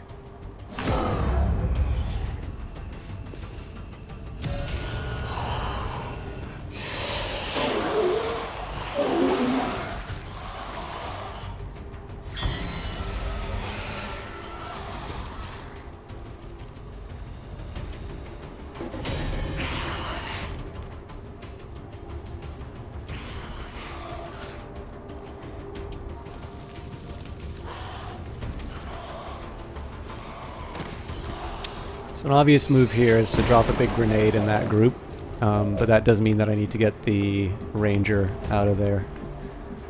And I don't have a run and gun for them, unfortunately, so... what? Affirmative. Moving out.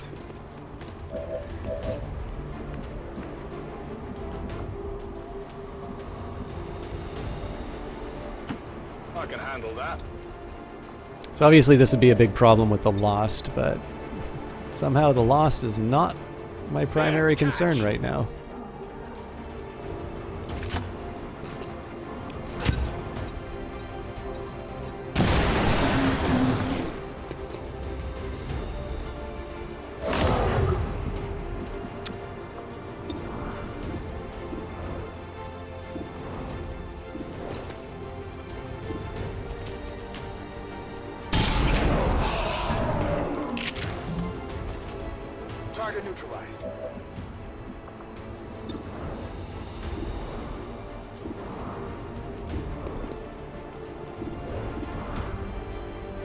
I think I'm gonna try the Lost Brood. I mean, this is all fantasy anyway. Like, obviously, I'm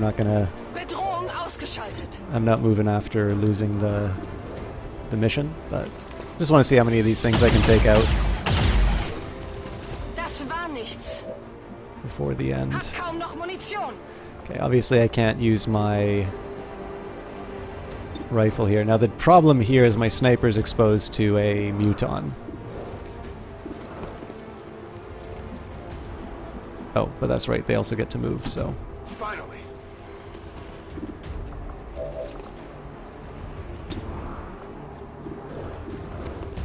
This is mostly to soften up the muton, and hopefully the brute will finish the job. So basically where this mission went wrong was I did not appreciate that the move that I made...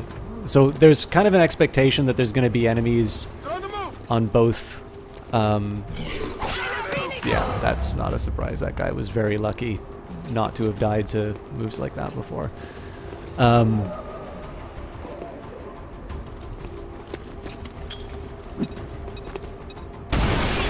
Wow. But yeah, basically I didn't appreciate that the... Wow. I am in a world of hurt.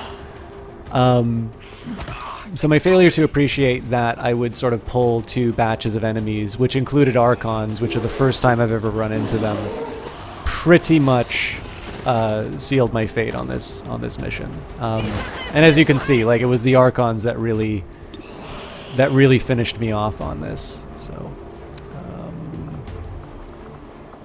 do a quick reload. Oh, yeah.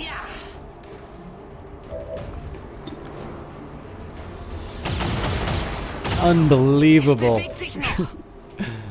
I'm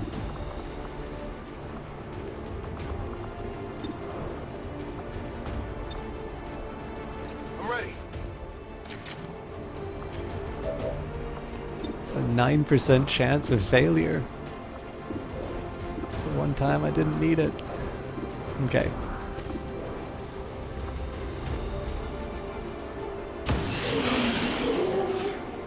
Who's keeping score?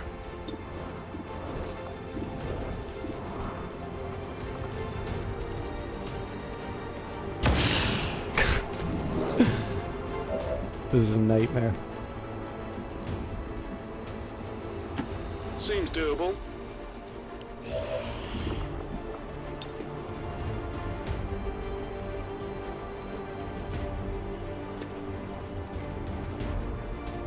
Heads down.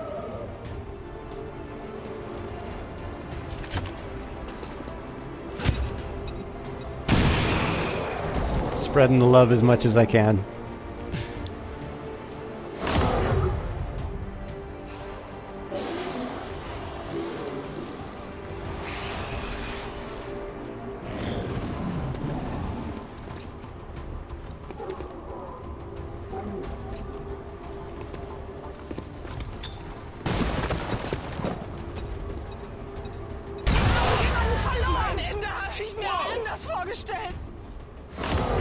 Watch the flanks!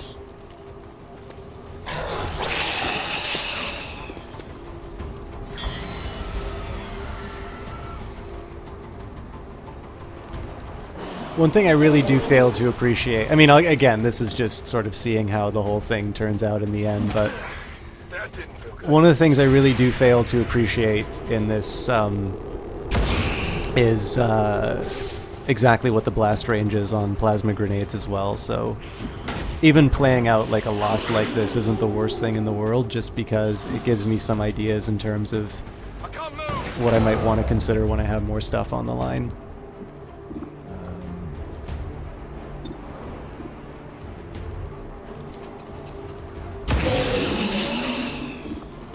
You can't handle me. I'm assuming the rifle is not the weapon of choice here.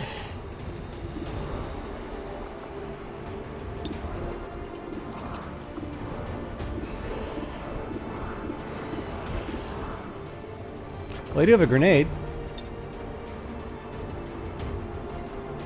Of course, they're a little smarter in their positioning, so...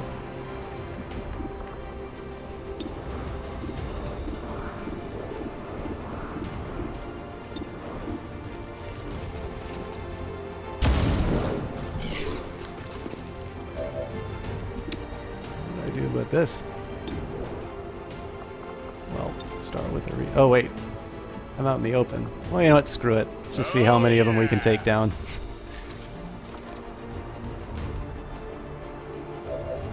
Yeah, it's overtime, so we get to do silly things. Well, how about that?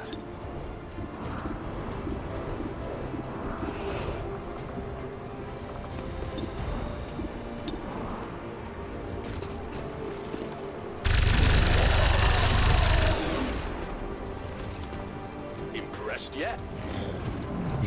No, I would be impressed if the entire squad was not lying bleeding on the floor. Where was that luck when I needed it?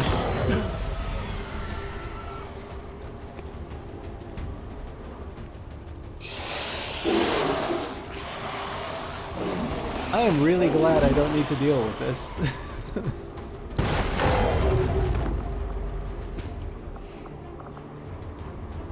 Because there's no way the pistol's gonna help me out with this.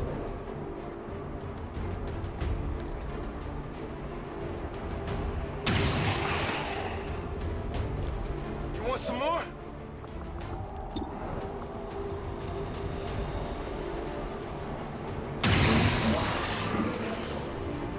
Who's keeping score? 64? Why not? You can't handle me. Do the lightning hands for the free action. So the reason I did that was so I could soften the dasher up for another free shot. You want some more?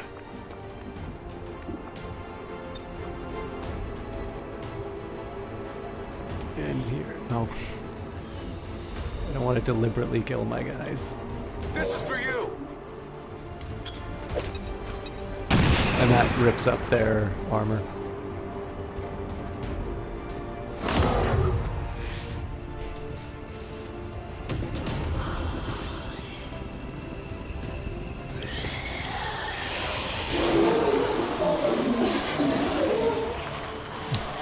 Incidentally, this is why you don't use explosives during Lost missions. Alright. So, gotta start with a reload. Otherwise, I'm not going to be able to take advantage of nailing all of these Lost.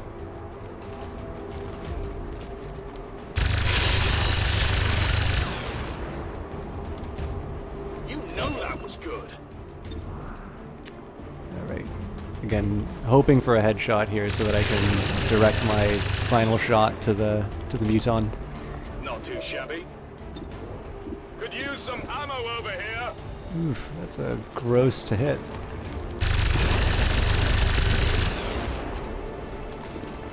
Enemy is still up. Out of ammo here. Well, that was nice of him not to go after my guy.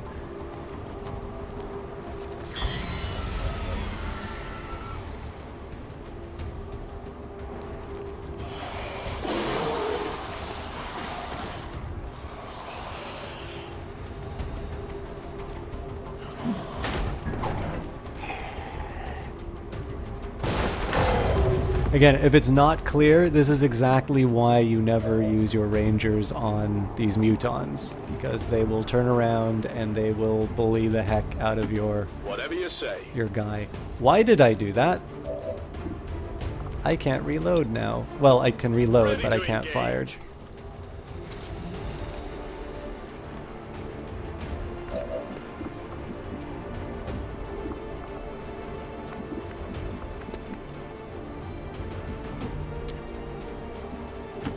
Let's move already.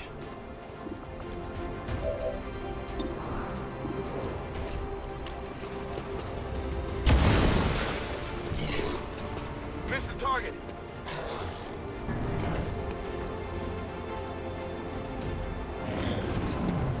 Apparently the fire will do the work for me, but I think my sniper's dead. Man, they keep prioritizing the Lost. I wonder if that's built into the game, because that would be very helpful So if I know that they're mostly going to prioritize Lost, I can use that to my advantage.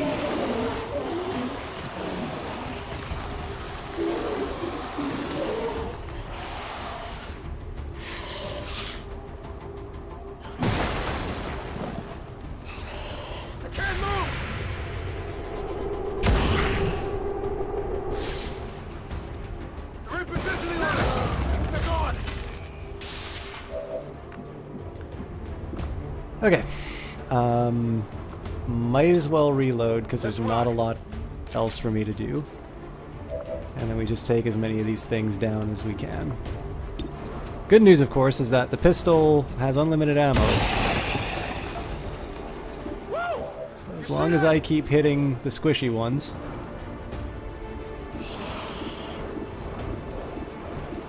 I'm okay.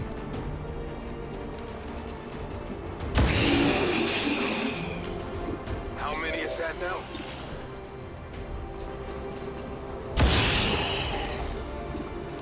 You can't handle me. And this is an example of why the sidearm focused. Usually, sniper is a good class. Okay, so I think he's gonna die to fire. So what I'm gonna do is I'm gonna start focusing on the Lost. I was about to lose my mind if that did not turn out.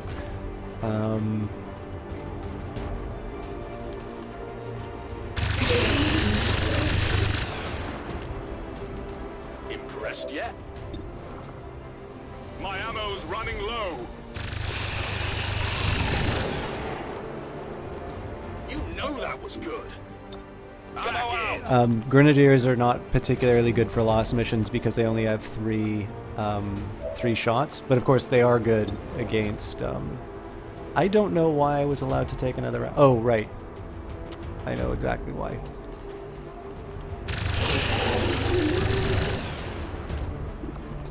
Not too shabby.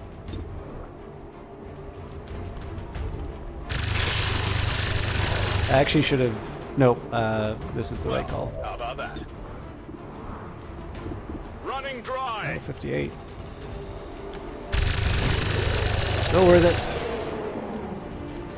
You know that was good. So basically, because I did all my firing on Lost, which gave me those headshots, I still had two actions. That was why that turned out the way it did. All right, that one hurt.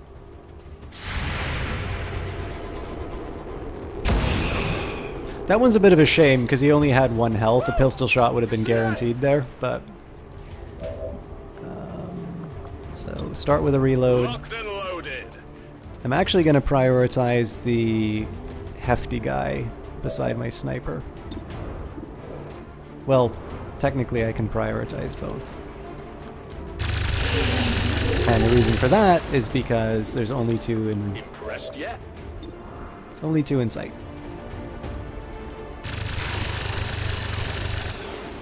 So what this affords me is a chance to reload for when these guys get closer. And my sniper will be able to take out some guys from range before he commits with his pistol.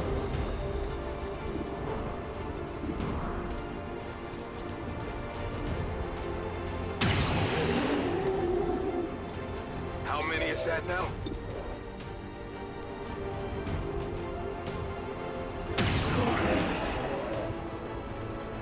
You want some more? So I could reload with my sniper rifle here. I think I'll just pistol Overwatch because I know something's gonna come over the hill for me.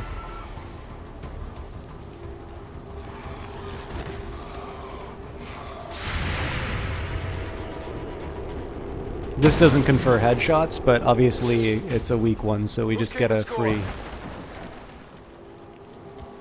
one. I don't think we're done with the horde, but No problem, boss.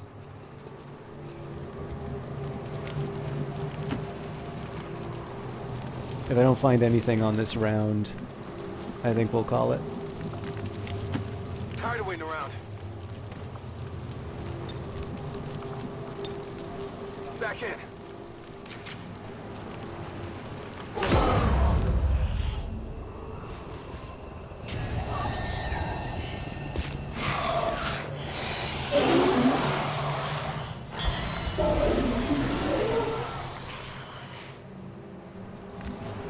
that's really interesting. I think we wound up... I'm just going to run ahead because we're done for tonight. Already there. I'm just kind of curious if we actually wound up dealing with all those hordes.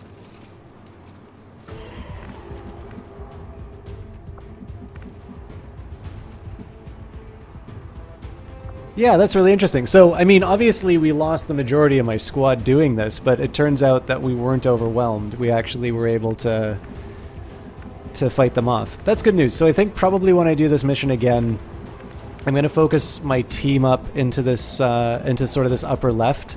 And what we're going to wind up doing... So we'll still initiate the combat in this main area here, but what we're going to do is we're going to climb everyone up to the upper levels.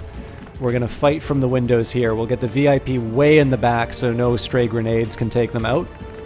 And basically the focus is going to be fight them from the high ground down like this. We'll collect the other XCOM operative. Then we'll move the entire group with the bonus soldier to this other collection.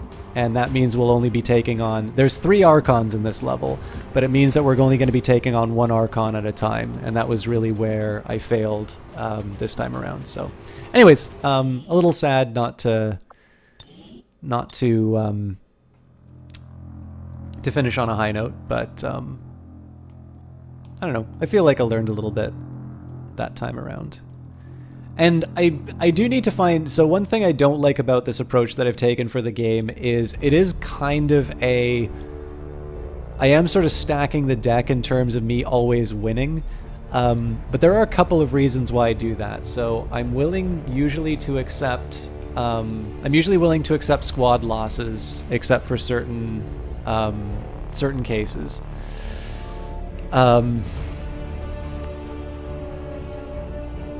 But like complete mission failures, and especially when I lose people who are like chat members, especially when I do a stupid move, I don't feel that great about it.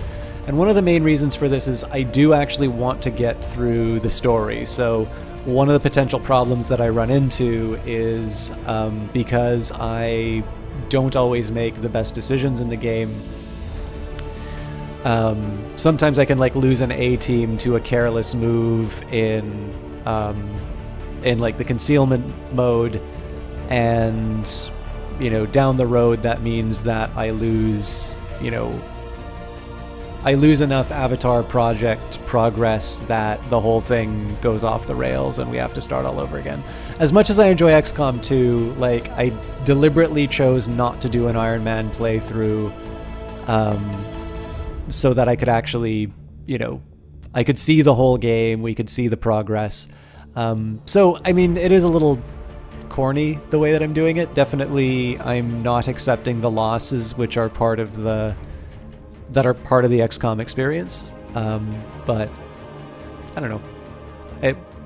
It works. And I mean, in cases like that, I still try to play it out as best as I can just to see how things work. So, but I'm pretty sure if you guys decided that's not the way you like to see XCOM, you're probably not watching at this point. So, hey, thank you, Ego Karn. I'm done tonight anyway. So, Cevius, I'm sorry I missed your message. If you do watch the VOD, thank you again. I did send you a private message, and next time I see you in the channel, I'll be sure to mention it.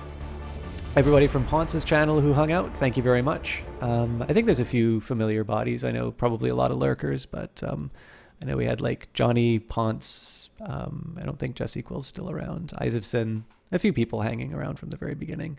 But yeah, I appreciate it, guys. And I think the plan is to do... Oh yeah, I was meaning to say... So, as a quick comment on earlier this week, I really liked Mass Effect. I was really harsh on the side missions, and it occurred to me that a lot of that was more about the fact that I was live with it. Hey, no problem, Colonel Tosh, and I really appreciate you following. Thanks a lot for that. So I wound up really liking Mass Effect, and I think I was a little unduly harsh on it because it was live. I definitely have plans on doing Mass Effect 2. I think I put XCOM 2 on the back burner for a little too much, so I think I'm going to make up the balance by doing some more XCOM 2 in general. So Monday, Stellaris as always. Tuesday I'll try to do another episode of the Elder Scrolls Arena. I've kind of found out what triggers that bug, so I'm going to make sure I save before I do anything that triggers that bug. That will be a vodcast. The Tuesday casts are like, if I'm playing Elder Scrolls Arena, it is a pre-recording. There is a reason why I'm not replying to chat for those. Wednesday and Friday I'll likely do XCOM 2, but again, I'll always tweet that stuff out. And at some point, yeah, Captain Bear. I've actually played Mass Effect 2. That was my first Mass Effect game. I will be continuing the save from Mass Effect 1, but I'm not sure when I'm starting that. I think I'm going to do some more XCOM 2, and we'll probably be starting with that mission that I struggled with tonight. So thank you, everybody. Let's find who we can... Oh, actually, sorry, one more question. Does anybody who is in chat want a character made of them the next time we play XCOM 2? Because my normal thing for the opening is to make characters for people. So Tommy Evans 24 is due a character. I think I still have their request. Yeah, so brown, short, black, hair, black, and light blue, happy, armor, skin,